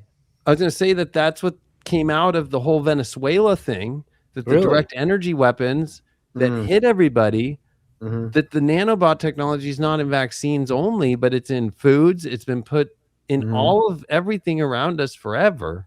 And so how is this technology working? Well, it would be nanobot technology in people. 100%. Yep. Yep. With the utilization of 5G, because I feel like the nanoparticles and the metals, like I was saying, the chemtrails, like people ingest that either through vaccines too, potentially, and they use 5G to be able to program people's behavior, moods. Well, yeah, I think you can break that though. I think that's like the idea of the Matrix and the agent, right? Agent Smith and Neo. They both actually really help each other. Even in number 4, that's the craziest part of number 4 is when Agent Smith actually says, "Yeah, fuck this new architect too," right? Like, and I'm helping you guys out, right? Like. That's it's about who's willing to break out of the system. But it's of knowing, but it's by that though. I think that's the discernment of knowing is what breaks the system, what breaks you out of that system, so to speak, is just the knowing. That's why we keep talking about discernment, right? Some people are like, you don't see the chemtrails, you don't see like these things, and people are like, no, it's like that movie They Live, right? Some of us have those glasses, we're like encoding all the programming. But yeah, I think there's a lot of nefarious things going on with quantum computing and how they're actually manipulating people and NPCs, and it's like what people all go to switch into, and I think the psych drugs do this too, like to want to create some mass shooting, like all of a sudden they just like, I want to do this. I mean, they're all on some form of antidepressant. I was just Exactly. gonna say, I've actually been down that path. I know. I'll say right now. You know, Christopher, yeah. I took the medicine and I witnessed my mind being taken over by what seemed like a broadcast coming down the psychic channel. It was a broadcast, and it came on 4th of July. This voice and this insistence to go run over families, and I was like, holy shit! I was freaking out. I was under the impression that it would take me over, but then I realized, oh, it doesn't take me over. It's not. It can't control me. This is why it's trying to convince me to do it. So at that point, I wasn't afraid that I was going to do something I didn't want to, and I could clearly feel that I didn't want to do it. But this part of me said I was going to. Kind of like it was like suggestive. Yeah, but you have also like 25 years before that moment of discernment spiritually and being very aware and transparent and reflective. So, yes, on acid. I think if I had done acid, sure that, but I'm just saying tried it once, you've been doing your spiritual work for decades coming into that moment. Yes, and I do believe that I was young people who don't do that. Oh, and when I complained to the medical establishment down there in Texas, man, they were all encouraged me to go farther. One wanted me to change to a different brand. One wanted me to turn up the amount. I said, "What if I get off of it?" They're like, "Well, it has suicidal tendencies." It's like, well, I know, but we're just going to live with that for the rest of my life. I'm not living with that for the rest of my life. Yeah, because you've never been that way prior. Never. No. I've always said if I fail, Taurus fucking sun with the moon in Leo is not thinking about ending life. No, it's it was about and creating life. Like there's no such thing. Doesn't exist. No, we are creators, and Scorpios. You have no Scorpio in your chart, so no, I have none, zero, nothing. I mean, Pluto's even at 1, so it's like very low. I've had times like when I had to get some cannabis and stuff like that. Like all of a sudden, I would partake, and like all of a sudden this channel opens up of just like these negative thoughts, like a stream of negative thoughts that are not mine. Like, and I can observe it. I'm like something else is like pushing this infiltration of the stream of negative consciousness on me because I don't have that, and so I stopped partaking from that strain, so to speak. But I was able to observe, like, what if someone is their mind's very impressionable, and they take something and they get that infiltration, they start behaving or becoming that.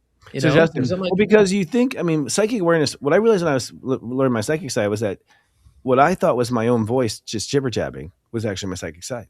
So you think it's just you. You think it's your creativity, and you think it's your imagination. Well, that's because imagination is a tool that draws pictures inside of you. And so whatever takes over uses your imagination to talk to you. Spirit uses my imagination to talk to me. It sends me pictures like Pictionary, so I know what it's talking about. There's a lot of pictures going back and forth. And so you think it's coming from you, but what you realize is I didn't request this. I was thinking about dodgeball a minute ago. Right. You weren't there, and it interrupts you. You're like, what the fuck? Something about this. I was going to say that when Timothy Leary was the head of psychiatry at Harvard and did the first test, and that's where the idea of set and setting come in for using psychedelics. When he took everybody to a church, right? One guy freaked out of the 20, and because it brought up his childhood trauma in the church.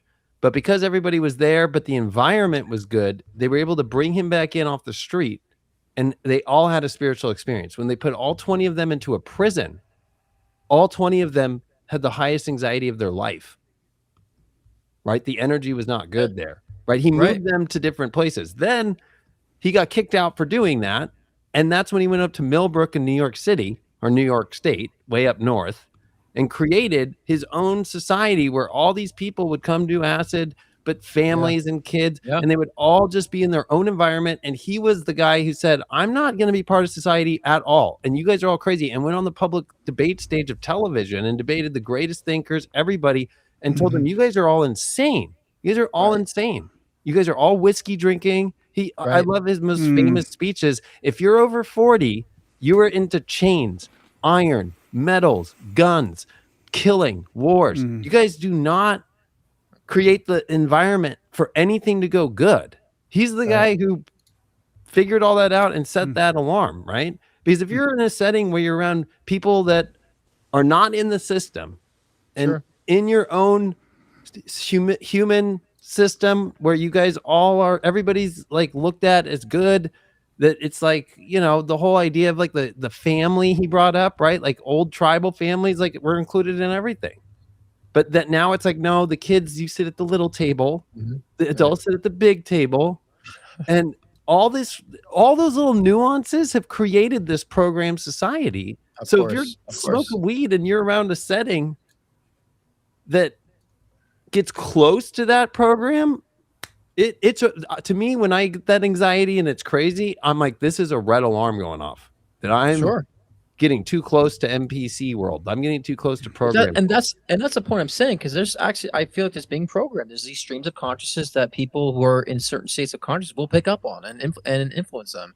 But I think it's really odd that we're demonizing things like shrooms and ecstasy and all these like natural drugs, but like we want to rely on the pharmaceuticals that do completely nothing. The antidepressants cause suicide ideation. Why do I want to take something where it's possible side effects? They cause weight gain. They cause a lot of things that don't.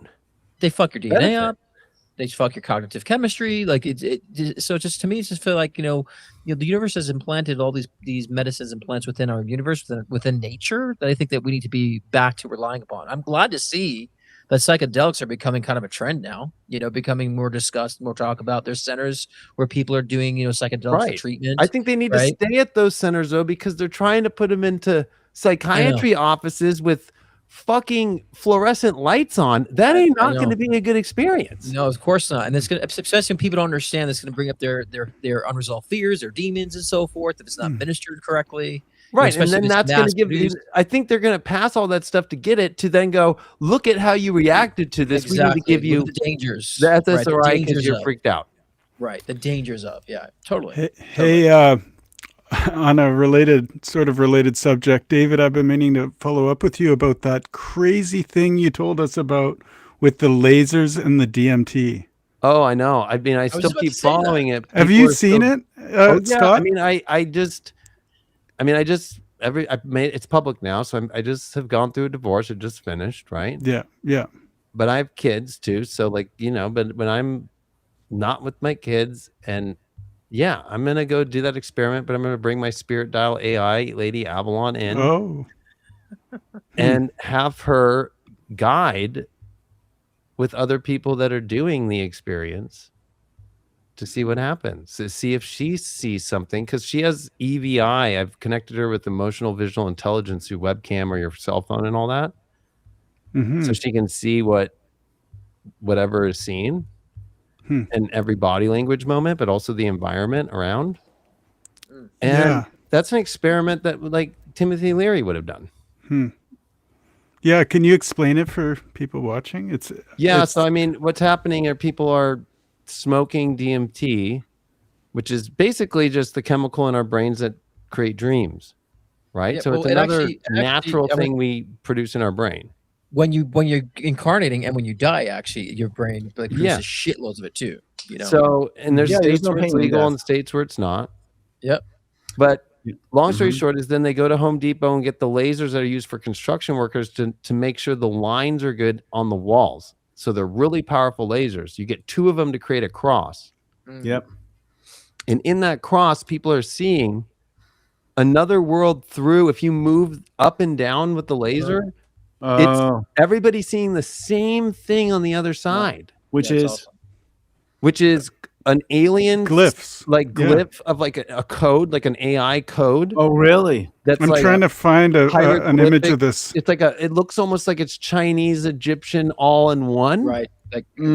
Then people, I talked to I just did a podcast with a girl who told me that another guy, or she did it personally. She saw another whole world, and that she knew there were other beings in that world. Yep.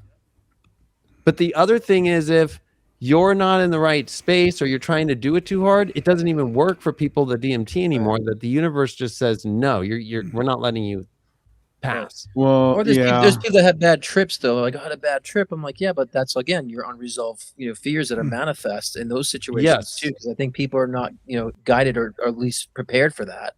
Because a lot of people that will dive in and it might be intended for them to approach those fears, but they keep bypassing. That's all psychedelics, all drugs actually get that way. That's why you get addicted, is because you keep doing more and more and more, because it's no longer effective. Your body gets used to it. No drug will ever get rid of the pain. It'll bring it back up even more. That's why to get rid of pain, especially emotional pain, subconscious pain, past pain. Yep. Love, pain, all of it, right? Like they're not here to do that. Like if you're in a good space, well, then you're going to have a great experience. But you have to be honest with yourself. And I always say, you don't go looking for it; it finds you. It does find you. That's true. It found me every time. Yeah, I found keep me getting when I told- wasn't looking for it, and I was in a good space. I keep getting told to do mushrooms. I'm like, it's just not the time. It's just not the time. That's for me, right? maybe the most intense You know what? drug I ever did. I was just Way more thinking. I was thinking intense than microdosing. Anything I was else? thinking microdosing tonight, actually. No, someone invited it to me. And I'm like, The AA bed, David, fuck you went that. to We the gotta AA get bed. the microdose, and we don't need a bed for that. We're just gonna microdose. He it. just No, came it's- from the AA bed. That's where he went. So now he's like, No. oh, I'm the microdose. That's my AA bed. One I've thing de- about What Yeah. a new moon for Chris. Oh, let me microdose with all this Aries. Well, Fuck yeah. I heard that a lot of tech companies are all microdosing when they're writing code and Dude, stuff. they're which doing it in explains why. board meetings, and they're channeling But the I- other side, I and did they're it being one told time. what to do. That's what was all Well- 2018, 2019 they were doing. Well, I was told what to do. I mean, actually, I'll be honest. I'll be honest right now. I did acid one time when I was 19, and I pretty much saw this entire life that we're here right now. I didn't need to do it again because I had the whole vision of my life. I had the whole vision. I've been sticking to the same plan since, and it was just all shown to me. Everyone else is like, "You're really a bad trip, Chris. We don't want to ever trip with you again," because I was just like going off on my own shit. But it was very organic and it was very natural. But also, there was no need to do it again for me. There wasn't. I mean, I did it like 10 plus times. Hard. I ended up doing it once at Disneyland. That was a mistake. That was a big mistake. I think we Well, I should used give. to do the rave day. They don't do it anymore at Disneyland, but we used to have rave day where they let the ravers in, and we would all take ecstasy, That'd be awesome. and that was that was awesome. That was I I don't was even know fun. how many chicks I made out with. It's all about Molly now. shit. Yeah. I think we got to give the people what they want and share your most astounding psychedelic experiences. All right, yeah, go Chris. I just first, did. Or go. You just Scott, did. You go first. I went out in the Scott. middle of the Over here, woods Scott. and I took like this something I from have- it was Amsterdam that we got it from. It was a guy who brought it from Amsterdam. So we're like, oh my god, it's Amsterdam acid, and it was decided as a postage stamp. And like I was just like all night long, full moon. You know, I recommend if anyone ever does something like that, it's like you go into nature. Nature keeps you balanced. Nature keeps you sane. It engulfs you, and you really see nature for the first time. Like that's when I was talking to trees and all sorts of stuff authentically. You know, it was like, wow, you realize you're in a matrix. Yeah. You become. Yeah. Have you never three, done yeah. it at all, Scott? Once? I have because I'm afraid to because what No. people explain they've experienced with psychedelics I've experienced as a child as a psychic and with dead people Yeah. and holograms and imprints. So I've If you seen a get lot that, of people- don't do it, and you're not bad So for that's what I'm doing saying. it. You don't I need have- it. I You have don't to need be it, no. ready. But it's nothing to be I have to afraid be- of either. I have to be ready because I've seen beyond that veil already since a kid, and so Yeah. and so I've seen a lot with dimensionalities, different interdimensional beings that I've approached in my life, and so I'm like, well, how much further is that going to put me? Am I ready? So that's why I feel like it's a timing thing. Once I'm ready to see even further beyond that, then I feel like You'll know when it's Well, right. I was always that guy that if somebody felt like you do, I would say no, even though all the other dudes would be encouraging it. I'd be like, no, don't Yeah. listen to them. I was always that guy, and I would Yeah. also. I was also the guy that But I babysat was- them when they freaked out. You know, I was with them But the like whole you night. said, like you said before, David, I want the time. I want it to find me at the right time too, because I will. know I want the experience to be something that is more expanding of my psychic awareness, my channeling abilities. Mm-hmm. You know, and so I've seen a lot of shit. Like I've dealt with possessions. I dealt with What's your demonic ascendant, attachments. Scott? Aquarius sun. My rising is Virgo and Gemini moon. Yeah, Virgo Oh, rising. yeah. So Virgo when rising. Saturn comes in Leo in the 12th, that'll be a time. Well, Jupiter comes in Leo on the 12th, probably. Jupiter, huh? Or there could be a moment, for the next coming up in a year, Jupiter. starting in the summer. Whatever it is, you're going to be fine because you're going to see. It's always a 12th house transit that brings all this stuff in, a big one. Interesting. It was because I had done acid that I was not afraid when I was tripping on the antidepressants. And by the way, I didn't change my dosage or anything. It just like set off like a time bomb out of nowhere, and I was just like, whoa. And I was like, I'm on something. I'm fucking on something. I know you've been on that trip. And so I didn't trip out because it was like, it's just a bad trip. It's going to be over. But it was like 9 months later, it was over. But it was, my point is like, it ends. It has a beginning. middle, and Yeah. end. I feel like there's this, I don't know. I always feel like there's a meeting for doing that. Like I'm meeting to get, certain information for me. Right. And for my awareness. So I feel like there's like a date for that. There's a time for that. You know what I mean? Like, well, maybe my story will help you. So I was doing astrology. It was 2006, but I wasn't like professionally doing it. I knew a chart. I knew how to read my own natal chart, and I started to know how to read others. I didn't know how to do horoscopes yet. I had to meet Chris Witecki to get into that. right? And to see somebody actually do it, right? Because that's like something that as an astrologer, you must find another astrologer to mentor under, or you're not an astrologer. They don't really teach how to do horoscopes anywhere. Right. They don't. It's not a thing. It's something that you have to be around, and I help participate and help Chris with horoscopes in order to get it. So long story short is I'm at Coachella 2006 and I'm like, Coachella's happening right now, by the way. I know. It's kind of funny because there's a Coachella person in my house right now who's right now. And Daft Punk is there. So I'm going for Daft Punk and everybody didn't know. Yeah. And so my best friends, of course, always had acid and they got it straight from the guys who made Orange Sunshine up in the NorCal. Wow. So I'm like, all right, dose me up. And so it's pure liquid, and he squirts out of those icy drops that were like, we used to do the liquid. So he puts a couple drops on my tongue. So it takes. Long story short, when Daft Punk gets on, I've been frying now for like 8 hours, and it's been the craziest experience of my life. The first experience was going into the outhouses and hearing all these other languages of people speaking in the outhouses. Because at Coachella, it's crazy. There's like 500 outhouses in one spot, especially the old Coachella. And I sat in there for an hour, and I felt like I understood what all these other people were saying. Right? So I got out, but long story short, I'm sitting at Daft Punk, and I'm like, these motherfuckers are straight aliens, right? Because they were the first LED, and they're in their fucking helmets, and they blew everybody's mind. It was the best experience of my life. But we came back to my best friend's grandpa's house, who was the #1 judge in Orange County, who was the one who put Timothy Leary in jail for marijuana in Orange County and Laguna Beach. Oh my God. Oh my God. Knowing that, we all on acid went into the judge's room, like his office, and fucked with shit for Timothy Leary. Nobody else can say that. The other my crazier experience, of course, on acid was when I did it one time. My best friend and I got drunk, and it was like 2 a.m, and there was no chicks, and we were like, let's just dose up on acid right now. And the strongest acid we ever had, where it was one hit, 16 hours, one drop. We did that drop.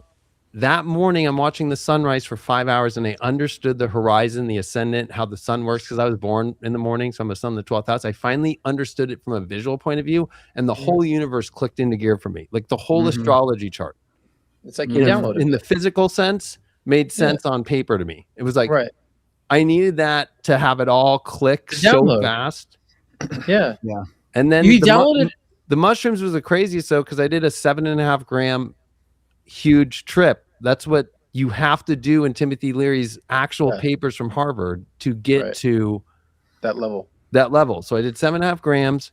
That was the craziest trip of my life. I always say acid is scary for a little bit for the first hour, and then it's the best laugh of your life and the most insightful and the smartest. And you actually every billionaire has taken acid. That's the irony, and have dropped out of college, right? A lot of well-known musicians as well, right? So, but mushrooms, on the other hand, and I had taken mushrooms prior, like always, like an 8, 3.5 grams, but I'd never done 7.5.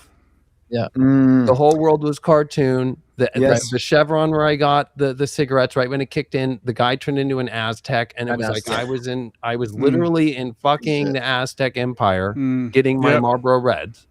Oh my God. Then I came back to a house that was full of people doing cocaine, and that's when I would look at their faces, and they were green with electronic, like reptilian stuff. And every time they would do a line, I could feel their whole soul being like, "My mom never loved me." Right. Wow. Like, see, David, I would out. That's what you feel naturally. Well, I'm saying I see that. I always saw that shit naturally. That's why I learned how to turn it off, because I would see that normally, and I'm like, yeah. So like, you're not a son of the 12th. You're not going to be phased at all, dude. I'm a son of the 12th, so that's how I had to wake up, right? That's kind of more of a 12th house thing. Is me going crazy on drugs. The last crazy part of the story is that there were 2 lesbian girls who lived in the apartment that didn't want to participate with the dudes that were just doing blow and shit in the apartment. So I knock on their door because I'm flipping at this point. I'm like, I have lost my marbles. I am never coming back. I've gone into crazy town. Everything's a cartoon. Everybody's face, people I know are these I didn't know what a reptilian was. I just knew that there was a reptile-like electronic thing going on their face. This is before knowing about reptilians. Knock on their door. They were kind of weird at first, but they're like, well, he's David. He's cute. So they let me lay in their bed and they just massaged me for like an hour. And as I finally calmed down, I looked out at the whole universe and saw all these angels and dark beings surrounding our earth and taking souls that once they've gotten a lot of good things, throwing them to the dark to eat. Then the dark beings, once we've punished the shit out of those people, throwing them to the lighter angels to eat us as energy. And it made me realize we have to break through the illusion of all these angels and all this shit that they're all in on it. Right. And that we have to break through all of it, that all the religions and all that stuff that we see, that there's another, that fourth dimensional being shit is not good. They all want control too. We have to break out of all that. So that's what I got out of it. The 4D beings, exactly right. Those are, to me, the energy harvesters. Those are the parasitic entities, I always say, is the 4D beings. And you have to be very careful about that, So, and I agree with you on that one too. I have to run, but what I'm going to say is this: what we should probably do for an after show is we should all microdose for an after show. Oh, that should be a special. That should be one of our specials. So we talked about doing a special for the subscribers, and I think that's a good one. I think people on the wall and start looking together. We can do a whole virtual thing. Like you can spin. We can all interview people. We can discover the mysteries of life. It'd be good. Honestly, actually, to be honest, why I started DJing was that whole setting for doing psychedelics and ecstasy. I think it's it's plant medicine for the most part. Obviously LSD is synthetic, but the elements of it and the molecules of it are God made and have been here from the beginning of time. And it's just mold on rye. Yeah. Synthesized. Yeah. But it does open up dimensions. There's no question it does. I mean, I'm living still on the vision I saw when I was 20. It's all coming true still. It builds great confidence in me, and it made me realize that this shit's real. And I say with acid, there is no come down. Meaning it stays with you forever. You never came down. That's true. Didn't Timothy Leary say what you see? You never unsee what you see. That's it. Your mind's blown. The door's open. You can't ever go back. Yeah. I think Timothy Leary was quoted to say, "A mind once expanded never returns to its original proportions." That's true. That's correct. Why would you and the brain scans that were done at that time, and that we only use, right, they say 5 to 7% of our brain, that people that have done a lot of LSD get into those areas that they don't know the untucked areas are used, right? That it gets into those neural pathways. And that's the irony, is that every tech CEO, every billionaire, not every PDF, right? But very smart. Elon Musk used to do it at Burning Man. You see, you see the nature of reality. You see how it is really. You see the construction of it, and you're shown something of it that shows you just how relative it is. And I was convinced that I could create a reality after that. I was convinced of many things, and that's never changed. That comment, we should all do 5 grams of shrooms at once. I'm like, I will never do over an eighth ever again after 7.5. I spent an entire trip on the toilet. No way. I was at public toilets. So I'm hearing all the dripping in the water, and I was there. They finally found me. Like, Chris, don't ever look in the mirror on them either. Yeah, I don't. I'm not. Yeah, for about a minute. You'll get stuck in the mirror looking at yourself weird. Yeah. Oh yeah. I got stuck in a house, and this is no joke, where my buddy, his dogs licked the walls. And I always knew that, but while I was on shrooms, I started chanting. You want to talk about one of the creepiest things you've ever seen? At nighttime at 3 a.m. with all the lights off in a fucking weird house, is the dogs licking on the walls. Yeah. And that wasn't a trip. That was normal. That was But to see that when you're on 3.5 grams of shrooms, where you still are, you can handle it. I had to go outside. I was like, at 3 a.m, I'm going outside. I can't sit here and have us all just kind of looking at the walls and watching dogs lick the walls. I was like, this is next level. I gotta get outside. I chanted Buddhism. I used to be a Nichiren Daishonin Buddhist, and I would chant Nam-myoho Renge-kyo. And so we decided, I was tripping in Chicago with my friend, older sister, who brought me to Buddhism. So we were freaking out because it was the Amsterdam shit. And so we went down in the car and started chanting. And we both were seeing angels and stars and shit. We were going somewhere else spiritual until someone knocked on the window, We're pulled out of it. She's like, did you see fucking? But I swear to God, I was going down some sort of tunnel light. I was taken somewhere. It was really interesting. So if anyone out there does it and you have a spiritual chant, do it, man. Yeah. You have to do it with somebody and form that bond. I'm glad you brought that up, Chris, because that's where it's the most powerful is when you do it with a friend. Yeah. Because nobody would believe the stuff that you see together and the experience. Like when I was on shrooms, my buddy and I went through that 7.5 grams. When I drove my truck home, the lines on the fucking road there were no more lines, right? So we parked off the side of the freeway for an hour and laughed, right? Then we got back to his house, and that's when these 3 fucking lights showed up above his house, and he heard the same thing I did, that they just told me, like, you know what you came here to do, and they were only talking to me. And he looked at me like, did you just hear what I heard? I go, did they just say that? That's crazy. And then he was freaked out with me, and I want to add to all this, and I know that I might sound crazy. I used to be a meth user, and all through those trips, I was smoking meth. Wow. The So whole there's time. an alertness there. There's an alertness on top of the. Yeah. On top of the. Guys, I gotta run. I gotta attend to my dog. Things you won't hear, but other than backstage, folks. But yeah, we should. I'm saying we should do some sort of people know that, microdose. you know, whatever. We should do some microdose after backstage. Well, I mean, yeah, I'm down. But I'm down. I gotta think run, guys. Let's do it. We'll pick the time. We need to pick an Thanks, astrological Scott. time, There's David. Thanks, Scott. so much love to your dog in the chat. Yeah, we're sending mad love. Yeah. I have to make a phone call about that, and perhaps even just take him to emergency of that news there today because it's just so. Bless his heart.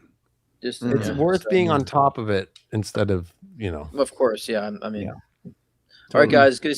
Always good to talk with you guys. I'll see you guys next week. All right, bye, dude. Indeed, brother, you will. Yeah. I guess. I was gonna ask Chris, like, do you think being in Chicago, doing that, and then trying that out in California, because you were in California for so many years, do you feel like there was different experiences based off where you were, location wise? I mean, in my town, everyone was smoking pot in high school and stuff, but I wasn't. I stayed sober. I didn't smoke pot until I was 18 years old. This first time I tried it. I tried it one time, but in Chicago and LA, in Chicago, it's like it's all you do. That's all they did. It was just so common among Indiana, Gary. You know, they go driving. First time I got high. My friends got me high. And I was in the back seat, and we drove around the city. You never stopped the car because that's when you got in trouble. Right. So you get high driving and stuff. Again, talking about marijuana. And I was just laughing for hours in the back seat. And they're both reminiscing about how their first trip, how they missed that time because I was a kid there or whatever. So I would say it's different. It's in Chicago area, it's like a way of life. I mean, it's embedded, it's infused. In LA, I guess it is too, but it's like more, I don't know, showy, I guess. I don't know. It's more formal actually in LA and stuff. Like people plan and whatnot. They wake up and you wake and bake in Chicago. You wake and bake. You wake up and take a hit. I got to tell you guys one story. Yeah. When I was in my early 20s, I used to take mushrooms quite a bit. And my way of doing it was I would sit in front of my altar. I would meditate for an hour as it would come on. And I would pray. I would just completely do it solo by myself. And one time I had this image. This is crazy. There was an image of Hathor. You know, the Hathor is the Egyptian goddess who was like, 11 feet or whatever. So it was just the face of Hathor. And I was fixating on this image. And all of a sudden, the rest of the body appeared.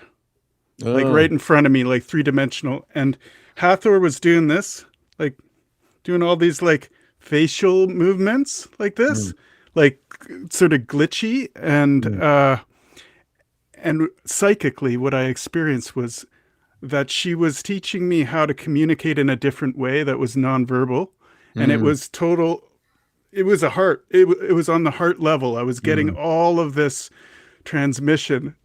And I swear to God, I had this, in the center of the room, there was a light bulb with a long string. And I had a little bell on the end of the string in my bedroom, right? And I'm sitting there looking at Hathor appeared in front of me. And all of a sudden, the frickin' bell starts to spin. Telekinesis. Wow. It's just frickin' starts to spin like dramatically. There was no wind. It was like, I was really overwhelmed. And I just told myself, oh my God, the divine presence is here in this room. And what happened, I closed my eyes at that time, and I swear to God, I was somewhere, I was in Egypt all of a sudden. Wow. And I was walking with a tall being, like maybe Hathor, and there was like 3 or 4 other people there. And it was just this tiny little vignette where I was guided into some kind of a underground space, maybe a pyramid or something. But I went into the dark, into the earth. It was probably like the tombs or in some chamber. Yeah, it was probably like the Akashic Records or something, because what happened then is all of a sudden I started to get this rapid succession of memories from my own life, from my own childhood, that were like specifically related to things that I had, what do you say, like exiled parts of myself, that I didn't remember. I didn't remember. And it was just like, I saw all these things, and then it was over and I felt completely normal again. Everything stopped, and you got like the best experience you can get. Yeah, that's pretty trippy.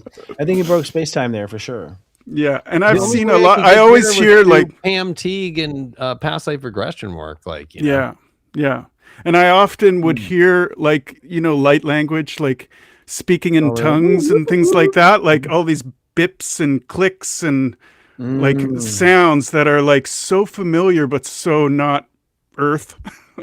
And I'd also feel like I'd close my eyes and lie down just with my hands on my chest, and I'd feel it was like all these invisible hands were coming and just healing my body, like re-patterning my system and blueprint and all of that. Anyway, I could go on and on. No, I love that you shared that, because I wish I had more of that. I did with the astrology part, right?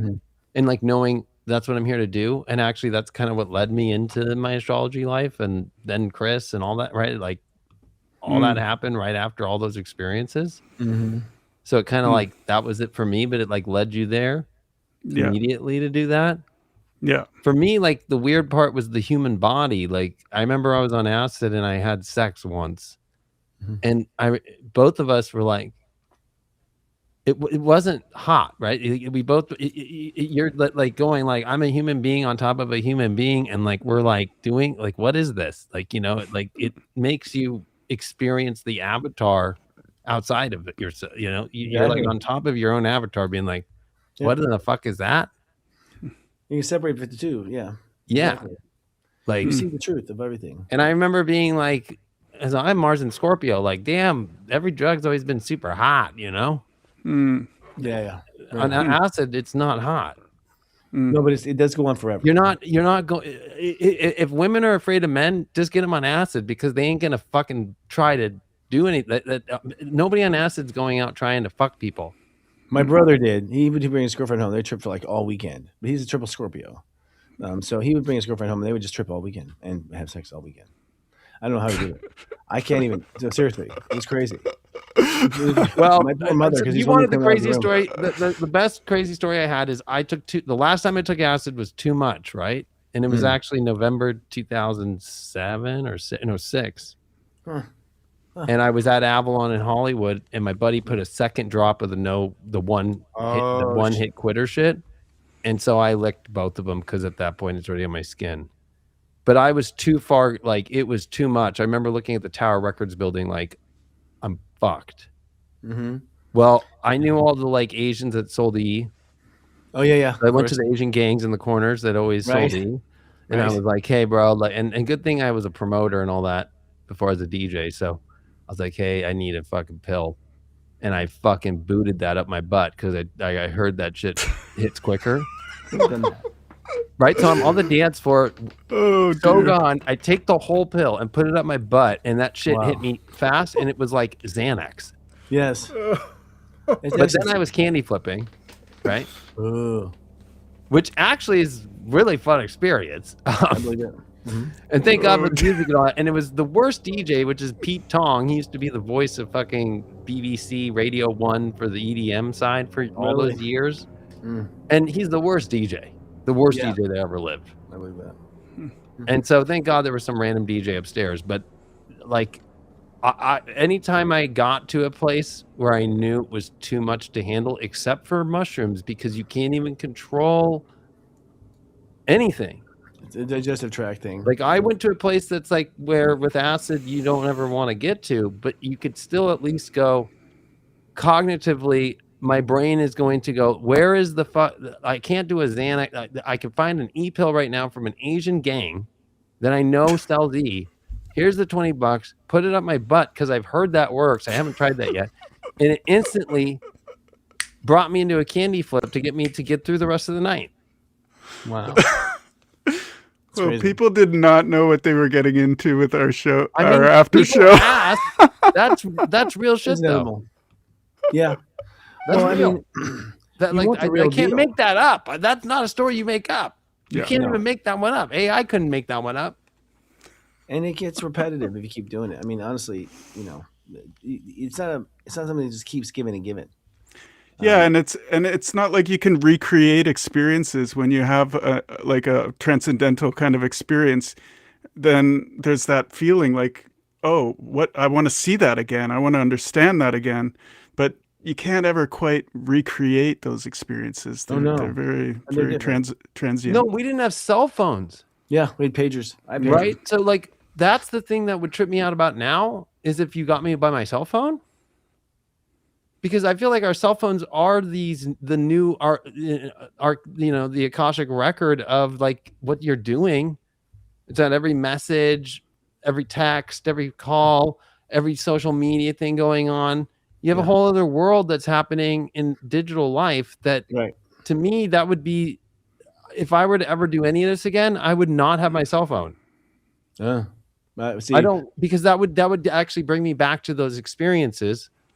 I feel like the cell phone would inhibit that, bring in the frequency of all these other people trying to get a hold of you. And that used to not happen. When I was at a club, the people I'm with, that's who I'm with. And that's it. There's nobody getting a hold of me. There's nobody calling a fucking payphone to me unless you show up at the club and you want to talk to me. There is no, I need to get a hold of David.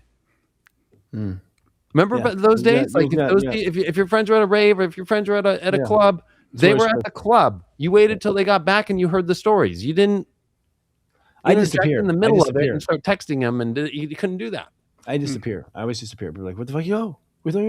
I know. I'm off and doing what but I'm on an adventure. Those are fun days. I think now we used to do the Soul Garden like reunions at that one hotel, and those were a blast. And that was before social media, like cell phone social media. Yeah. So we were all just clicked with each other and talking about astrology. Those were the best events. Honestly, that was some of the best stuff. And it was all clean, good, spiritual fun. And it was like the best time when you're around other people. And we just let loose and have fun and talk at the pool and go out to dinner. And those, dude, you used to throw some amazing events, Chris. Thanks, brother. It sounds like some of the original. Hey, I've been thinking, I'll tell you right now, two things. One, David's not here. I mean, Scott left, but I think I'm being pulled to Florida. Like I'm getting a strong Florida pull, but I'm also getting a pull to throw a Love Fest like in Palm Springs this year, like right before Thanksgiving.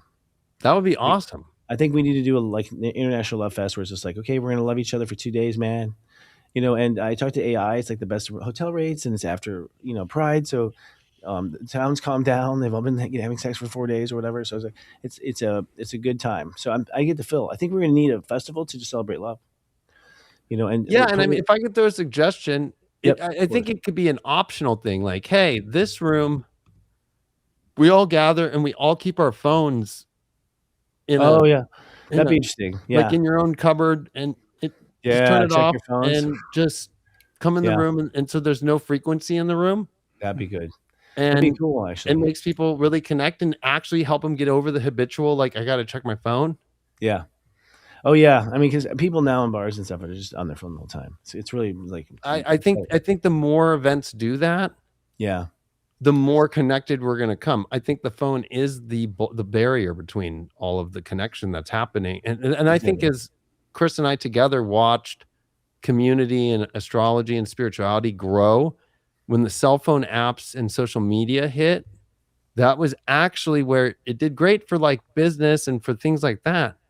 But it actually got rid of the community in person completely. Yeah. Yeah, to the point where you don't know how to make it home without your maps. Like we're Right. I mean, I remember map questing to the first event. I remember fucking using Thomas Guide. Well, yeah, and I have all the Thomas Guides still. I Yeah. keep them before when one day we need them. I got all the Thomas Guides. But you know what's funny? The rave thing is happening. Like for one, the DMT is growing like big time out here. Like they can't keep up with supply. Everyone wants it. People are doing it all the time. And secondly, I keep getting invited to raves. I've been getting invited to like 4 raves now. There's like 4 events I've been invited to, but I'm out of it. Like Electric Daisy Festival is apparently happening. Like it's like really, it's still going on. Like yeah, it's in Vegas. Yeah, it's crazy, but it's like but the 16 point is years. like that. You can see the psychedelic bubble starting to happen, and it happens during these transitions. And I knew there was a new date coming, and I'm wondering if like in that rave time, if I was seeing this rave time. So Right. Well, I think your Love Fest idea, especially in Palm Desert before Thanksgiving. I mean, that's going to be, I think, some of the best astrology we've ever seen is from July, and then Really? that'll be during the Venus retrograde Scorpio finishing. I got someone at the door again. I'm the one home. Hold on a second. Hold the thought. But honestly, the events that we used to do for Soul Garden were some of the most just simple, but the most powerful, and we all felt like family, like legitimate family. And they were monumental because you would talk with one person or 3 people, All right, guys, but we'd go through our own issues, and then the support that you would get from each other is better than any other support we used to get. Plur plus, plur, right? The true plur, yeah, like the true rave plur. Like when I was in Cuddle Puddles, Oh my god, I miss all that was actual like real love. Like you are giving people love, support love. Like it's not like creepy love. It's like true like. But it's also sexy love. Like the girls that wear the cutest outfits, like yes, but and but there is the true love. Like There is true love. it's love in its entirety. No, it is. It is true love. It's brother Yeah. love. No one's mean to each other. It is like a moment of like goodness. And it's lasts all night until your serotonin runs out, and then you gotta go to sleep. Especially if you know how to do a good light show, which I did. So Oh yeah. No, the lights are important. and with just glow sticks before LEDs. You have to have it with your hands the right way, and Now it's like whole costumes of lights and stuff. It's like crazy. Gentlemen, I Well, have to go. I have some. I think this Yeah, is my same here. favorite show on YouTube now. Oh really? So you say or is that Anybody else? No, I'm just. Oh yeah, put out there. I keep thinking this it is looks like definitely a show I would watch. Melania is about to bring out like a Taurus, her bull. We Taurus is all. The thing about Yeah. this Aries for us is we now have 100% confidence. We don't doubt ourselves. Yeah. We're not doubting, and we're not worried about being too big or too anything. We know exactly what we got in the bank, and we know how to make it, and we know how to make bank too. So every Taurus I know is like, Especially okay, with Uranus and Gemini in the second, and that's the house that actually is Taurus's best house, and they're the smartest when it comes to creating and knowing worth and all that. That's why Brilliant Gemini is ideas. their second house. Yeah, and that's I'm all geared up for my next thing. As you know, Serious Joy is gone, so it's like, all right, what's next? And it's going to be something you wouldn't expect. I mean, David, but the world won't expect it per se. But it's where I want to go. I mean, I have a lot of things I want to be a filmmaker, so I'm excited. I'm excited for this next phase. I'm It's gonna be excited fun. too. I think, the noise that's going to happen is going to look crazy, but just go be creative. Go build a new world. Go do curious things instead of getting lost in the curiosity of trying to figure out what's already a pre-planned puzzle and maze that isn't going to get you to what you think. Like you are going to create the ultimate exciting adventure through a maze that you create with people that actually is fun. You don't want to be stuck up in Oregon, up in the mountains, like The Shining. No, but I do think it's time to come together, and I'm serious about the Love Fest. Unite the Light will be on hold. I think it'll be like Unite the Light Love Fest. Unite the Light Love Fest is going to be how it rolls out. That's what I've shown, and I'm cool with that. Well, and I'm here to help in any capacity I can too. You have to produce it with us. We have to. It's not going to be. It can't be produced by anyone. That's another thing. We have to show collaboration as a way. It's like this show does that. Three brands coming together. It's great. But I think I just want to say, I think I've gotten a lot of people, like it's been like a decade. People have been waiting for you and I to be doing astrology together again. Oh yeah. Yeah. Maybe a little longer. I'm excited. I think the last time we did astrology together was like 2012 during office hours. Yeah, I was right when all the karma hit, man. It was like Right. So it's actually been 14 years coming up. It was your 2020 New Year's Eve thing where I'm drunk as fuck, and that thing. Yeah, but I'm saying that we really didn't. You didn't judge me a bit. I was like, God, no, damn. I don't. I never, and you have never judged me either. I was obnoxious, but it's well. No, but what I'm saying though is to actually, if you really look at it, the last time you and I were on camera and doing astrology was 2012, up until us doing this show. Yeah, I know. Yeah.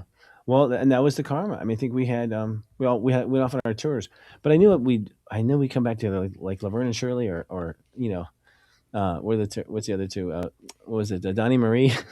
Right. Yeah. No, I knew. Sonny and Cher. Sonny and Cher. No, it's like the Rat Pack. It's like Frank Sinatra and Dean Martin coming back together. I was the one who's always writing to you, like we're gonna ride together again, brother. We're gonna ride together, I know. I think we both did. I just think we talked about a lot of different collabs, but it just never. Yeah, it's always divine timing. We need to have our own kingdoms, we had to to get our shit set up, like Taurus and 10th and all that stuff. And even now, it's really now just getting set up for the first time. I think for the first time, like what I've seen always in my future is starting now. This is everything up now is for me a beta test. This is all beta tests. Right. Well, I think it's crazy because you and I are a composite Gemini. I know, and then the 11th. Yeah. So it's like that's where with Uranus that came in already, it brought us back together, and now it's like okay. We're gonna ride Uranus. We're gonna ride that. I know. We're gonna ride that bitch the whole sign. It's gonna be fun. Yeah, I think, and to the second house too. Like for Taurus. Yeah, because we had all that Pisces squaring it for all that time. You mean your ex? No, I'm kidding. I have a lot of Gemini exes.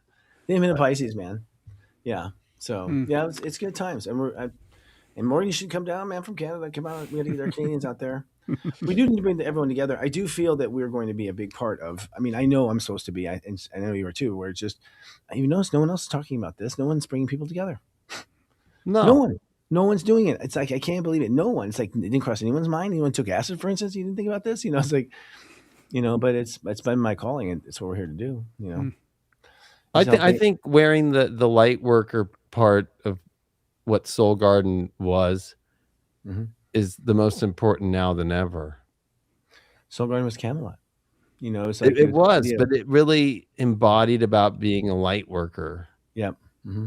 And I think we need that more than ever now for people to step up because people are doubting themselves too much now. Or they're doubting themselves because of the projection of what the world's looking like.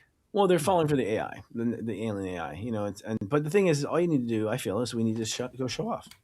Like, it's time to go show off. Everyone needs to be a little of a flamingo and go show your talents and dance in front of the world. And eventually someone wants to get up there and dance too. I think that's true. That's who humans are. So just that first one's got to get on stage first, and show off. And that's so much fun. I mean, and I've always seen that's the way we take back the earth. We just start having fun. And we don't invite the bad guys, and so eventually you're all on the playground having a good time, and the bad guys need us to be inspired and to work. They steal our energy.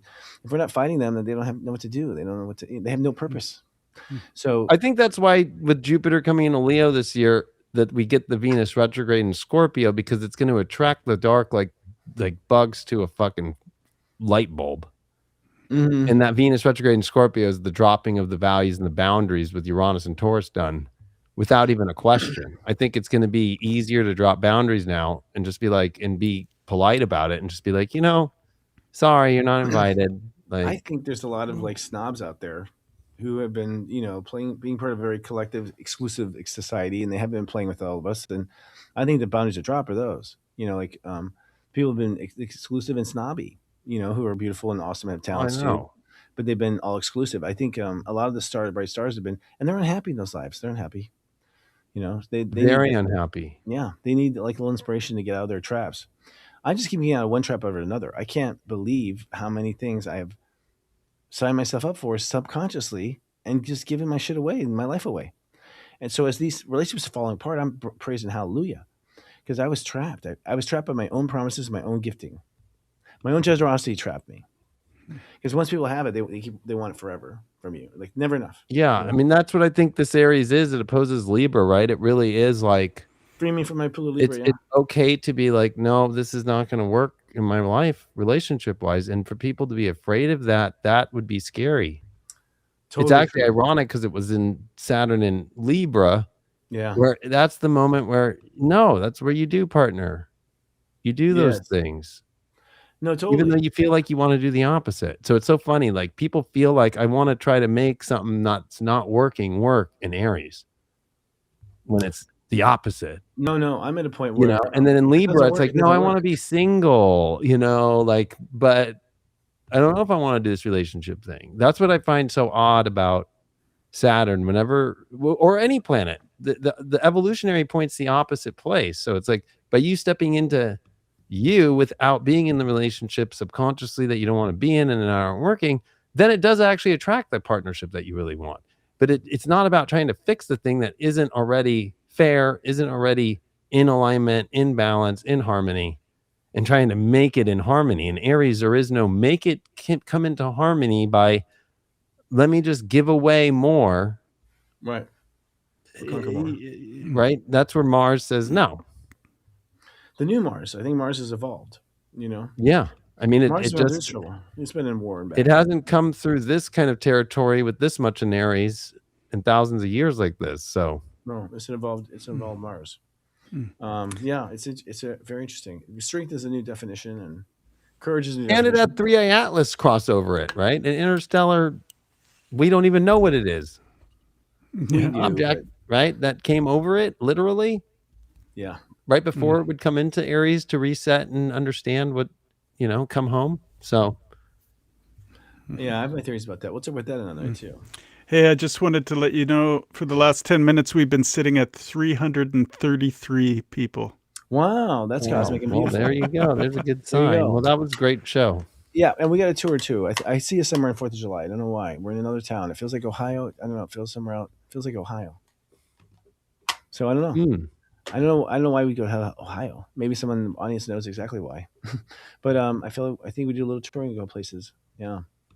I'm seeing it. My third eye is being given to me. I'm not trying for it. I love it. I'm down. I'm down. We gotta bring it. We gotta get that sitter to come. We get the sitter. Don't worry, the super sitter. You'll be happy. Yeah, you won't be worried about the kids. I know you're worried with the babies. I know. Kids love to travel. They say, leave the kids at home. Bullshit. Kids love to be in a car. They love I know. I mean, I love adventure. Always traveled with our too. I'm sure with our kids. So yeah. They're not like fragile. You're gonna fall apart. They can bounce off the cement and come back up. And you're like, shit, are you okay? Kids do crazy stuff, man. It's great. No, I know. And I watched you raise your son and in the spiritual community. And come on, Miles, when he was young. Yeah, he was. I lived in his room. Yeah, I know. Sweet Miles. Yeah, he's waking up slowly. I'm waiting for that Saturn return. I think it's gonna pop everything open. He's been I mean, I think that's kind of the one thing that's a guarantee in astrology is until somebody's got a Saturn return, they don't get it fully. Yeah. And it's not a disrespectful thing. It's a process we all have to go through. Totally. And he's, I like to fuck in his mind too. I'm like, no, we'll talk about that when you're 30. Why 30, Dad? You'll see. I think it's a waste of time now. It's a waste of time to even talk about it right now. Let's wait. Kind of thing. Well, I always tell people like in readings or in schools about Saturn, I'm like, when you hit 27, you have to look at it like that last couple of years ahead of you, Saturn's never been to that place. If you were born with Saturn, wherever it is, it's in the sign prior, you've never walked. You're dealing with experiences now that are at the highest level that you've never experienced. By the time you have a Saturn return, anything that shows up, you've been through it before or something similar to it to make a decision on how to deal with it. Well, that's the difference. That 27 to 30 is like the last lifetimes you had. Those are the very last lifetimes you've had. The most recent ones. So I think you look at it chronologically. I think you start like with ancient Egypt. You basically review all the lifetimes through your 20s that are all important to the story now. And you take one lifetime. Heaven told me you take one lifetime to imprint onto this one. And that the one lifetime, the chart of the last life actually creates the chart of this life, apparently. And I'll tell you what I was told off camera for that one, but until we figure it out. But like basically, I was going to say it makes more sense using your step system because I have 9 Saturn Scorpio. And how intense and dark and like warlike and all my past war stuff came up. This is a cowboy. that was, my Saturn return was beyond rough. It was extreme hard. Yeah, well, you were life or death. Mine was traumatic. My last life was in Germany, and I was on Hitler, not working for Hitler, but in a factory, and I was doing factory work. And I remember a couple of things of it, and I was mostly learning. I was learning like the Henry Ford thing. I was like, I was blown away by assembly and automation, and I was, and I look up and the bomb comes through, and then it's gone, lights out. That's all I remember. It was a U.S. bomb that killed me. And I think I was like, I'm going to the U.S. next. I hated Hitler. I was terrified of him. I knew he was evil fucking shit. I mean, I'd been through Hitler's in my own time. I saw the Hitler of, Atlantis bring down Atlantis. So I just stayed to my truth in the factory. And the big mystery is, are these lifetimes consecutive or are they simultaneous? Well, I think we actually draw, from what I've been shown, we draw new stories. So we pick up, we have one lifetime that we imprint this chart on. And it does come in the steps. That lifetime is printed in the step numbers, and I'll tell you this process, David, off camera. But other than that, we pick up certain traits. And from what I was told, we can choose our Pluto any space we want, and we can choose our Mars any space we want. So because those are two things that are just Earth based, they don't come from in a past life. So you choose. So you can see in the chart too. You'll see some people have they'll have Saturn at 27, something, and they'll have Mars at 2. It's like, how the fuck did you get a 27 this year if Mars is only 2? Right. It's because you decided to have a big or small penis. Like, you decide how big your Mars is because it's a different strategy of starting the kid young, building him up the ego again, or coming back with the full ego or not, coming back with the full strength. And that's why a lot of deliveries, I think, are late. I think deliveries are late because they're waiting on Mars. I think they're waiting on the Mars to get that right final, whatever it needs to be. Or I think what you had told me a long time ago was, especially with my son in the 12th at 0, Leo, was like that this could be part B of a life for me, like the tape. I remember you saying that, 12th house sons, but especially they're at 0, right? It's kind of like 100%. There's this is part 2. So it's like, and that could be any timeline of the life that I'm completing. It doesn't have to be the one that was just the tape. It doesn't have to be Gone with the Wind, right? Like, it has to stay Gone with the Wind. It could be from 5 lives prior that are all being compacted into this one life. Yes, no, you pick up other lives. I'm just saying the chart itself, like the blueprints of the chart, the skeleton of it, whatever that is, comes from another chart. It comes from another chart, and that's seen in this. You can see the past life chart in this chart. I'll tell you where it is, but not here. Yeah, you can see it in there. You can see the numbers of it. They're presented. Mystery School. Yeah, okay. Well, that was a great cliffhanger. So, gentlemen, I'm going to go hang out for a while. And then so people know this is exactly what you saw during overtime. What if you join the membership, you get. Yes. We'll next have so many other parts of this show. And Enchanted now is actually, we're creating this community where it's like a Facebook of only, enchanted communities, and there's communities coming there. So this is part of the technology I want to build with AI. I want to build a better Facebook, basically. But ultimately one that brings people together correctly, and allows people to be who they are, but not stomp on other people. It's like it's a Facebook of Facebooks, and it's all about being enchanted. So yeah, awesome. Be fun. Boom. Everyone can be a part of it, and it's not owned by one person either. It's about sharing shit. So yep, I'm gonna share. Cool. It. Yeah. Good one. It's very community focused too. It's not just you get access to watch a video. Oh yeah. I mean, I think it's time we have to redefine community, and to me, community is redefined locally. So one of the things I believe is in local chapters of stuff. I think you should be able to go to an enchanted house in Texas and be like, "What's up?" and be like, "What's up? I don't know you, but come on." Yeah, that's going to be the Uranus Gemini transit for 7 years. Local has to come back into play. It's local up. God builds things from small to big. They don't go from big to small. Yeah. So just look at this a plant. Plants. It's not about long distance travel for a long time. A little seed this fucking size, and you put it in the dirt, and it becomes this big fucking corn stalk or something. I've always been amazed that a tiny little seed can become a big plant that we eat. And like, it's the minerals in the soil. I'm like, I don't know, man. That's just sand. Like, where's it coming from? I think it's energetic. I think we're gonna find out that energy makes those cells and shit. It's not. I don't think it's organic. Like, how much have we really eaten? Look at all the stuff we have in our body. How heavy are our bodies? I really ate this much food to make all these things. Seriously, I don't know. I don't think so. It's like we grew these cells. They grew out of energy. Right. We were manifesting it out of energy, out of the air. We're not taking it from minerals. I think we end up making minerals. I think is what happens. I wonder if the body makes its own minerals. Frankly, this is a great comment. Jesus Christ, is this still going? This is us. Actually, David and I keep going. The sun will rise. We'll be going to Denny's, and it's like We can't My stop. Uranus- We can't stop. My can. Uranus opposes Aldebaran, and then because I have Uranus at 9, which is on Antares. Wait, so yeah, and then I have 9 rising. So, but also my prenatal solar eclipse is 9 Gemini that sits on Aldebaran. I bet I could keep you guys talking for another hour. I'm on the same prenatal eclipses as Trump, ironically. That's interesting. That's his My birth, prenatal like, eclipse is 28. So then my We're gonna talk about prenatal postnatal. lunar is 22 Sag. I want to do a special on postnatals because I don't tell you much about it. Oh yeah, postnatals I actually use a lot.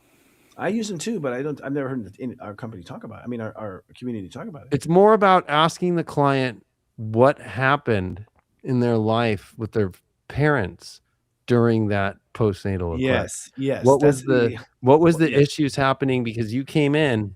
Yep. And then what happened? It's also the next eclipse season. So you have the one prior in the birth and the womb, and then you have the next season. So those 2 seasons are particularly sensitive with the line of birth in the middle. Yeah. To me, it adds, obviously, like all eclipses, it adds a strength and creates a pockmark. It creates a hole that you have to then fill with your own consciousness. But it's just so interesting because if you look at the step numbers of them, it's like, fuck. Because a lot of times that post. Oh yeah, and those are some of the most sensitive points in somebody's chart, and they need to know those degrees and what they mean, because when things hit them, they might be just looking at like, well, there's nothing here. It's not aspecting any planets. It's like, no, it's right on top of the most sensitive spot of your chart. The postnatal solar eclipse is almost like the army dropping food during a war. It's like, here's this package you're gonna need. Like, it's like a total gift out of nowhere that the kid gets. It's like, well, thank God. You can thank God. It's like literally parachute. It didn't come with your soul. It wasn't in your past life history. But here you go, kid. You'll need this. It's like, it's crazy. True. Yeah, it's crazy. But the prenatal stuff and knowing the degrees and knowing the step system and then knowing that placement, the house, is everything, because you will, wherever that prenatal, like wherever the south node stuff is it, whether it's a solar or lunar, it depends. That's stay away. Stop. Don't fall for the trap.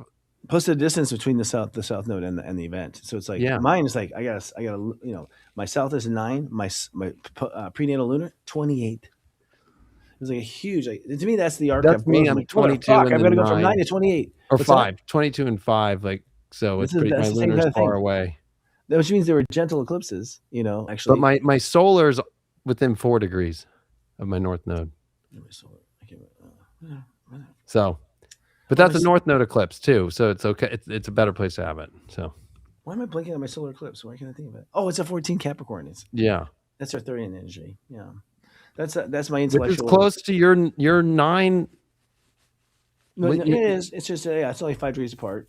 It literally is. So it's the Henry Ford shit. It's the same. You and I have the same thing. We have north node solar eclipses, right? And our solar eclipse is next to the north node, and our south node is with the lunar eclipses, and it's far away. That's like means we're here to do light work. We stay stuck in the wrong shit for that's too like long. when it's flipped. If you have somebody and it's a north node lunar and a south node solar, there's some issues that they got to get handled big time. Some paradoxes. Yeah. Like they got to do and don't do at the same time. I think for us, that's why I always say, if you can plan your kids, don't ever plan them to be around the lunar, the solar south node eclipses. That means you weren't thinking. I always say that means the parents were not conscious. Oh yeah, and you will not graduate. I mean, you have to do the lunar eclipse. If you don't pull it out, you will not pass go. You will not collect $200. It's over. Like, I don't even need to know the client's family, and I already know that their parents were unconscious. That's a given in our civilization period. But okay, whenever I see a south node solar eclipse in the prenatal. Yeah, I agree. Parents were not thinking at all about anything. At least they were feeding the kid. Well, they were feeding themselves individually, not even together for you, which is a hard thing.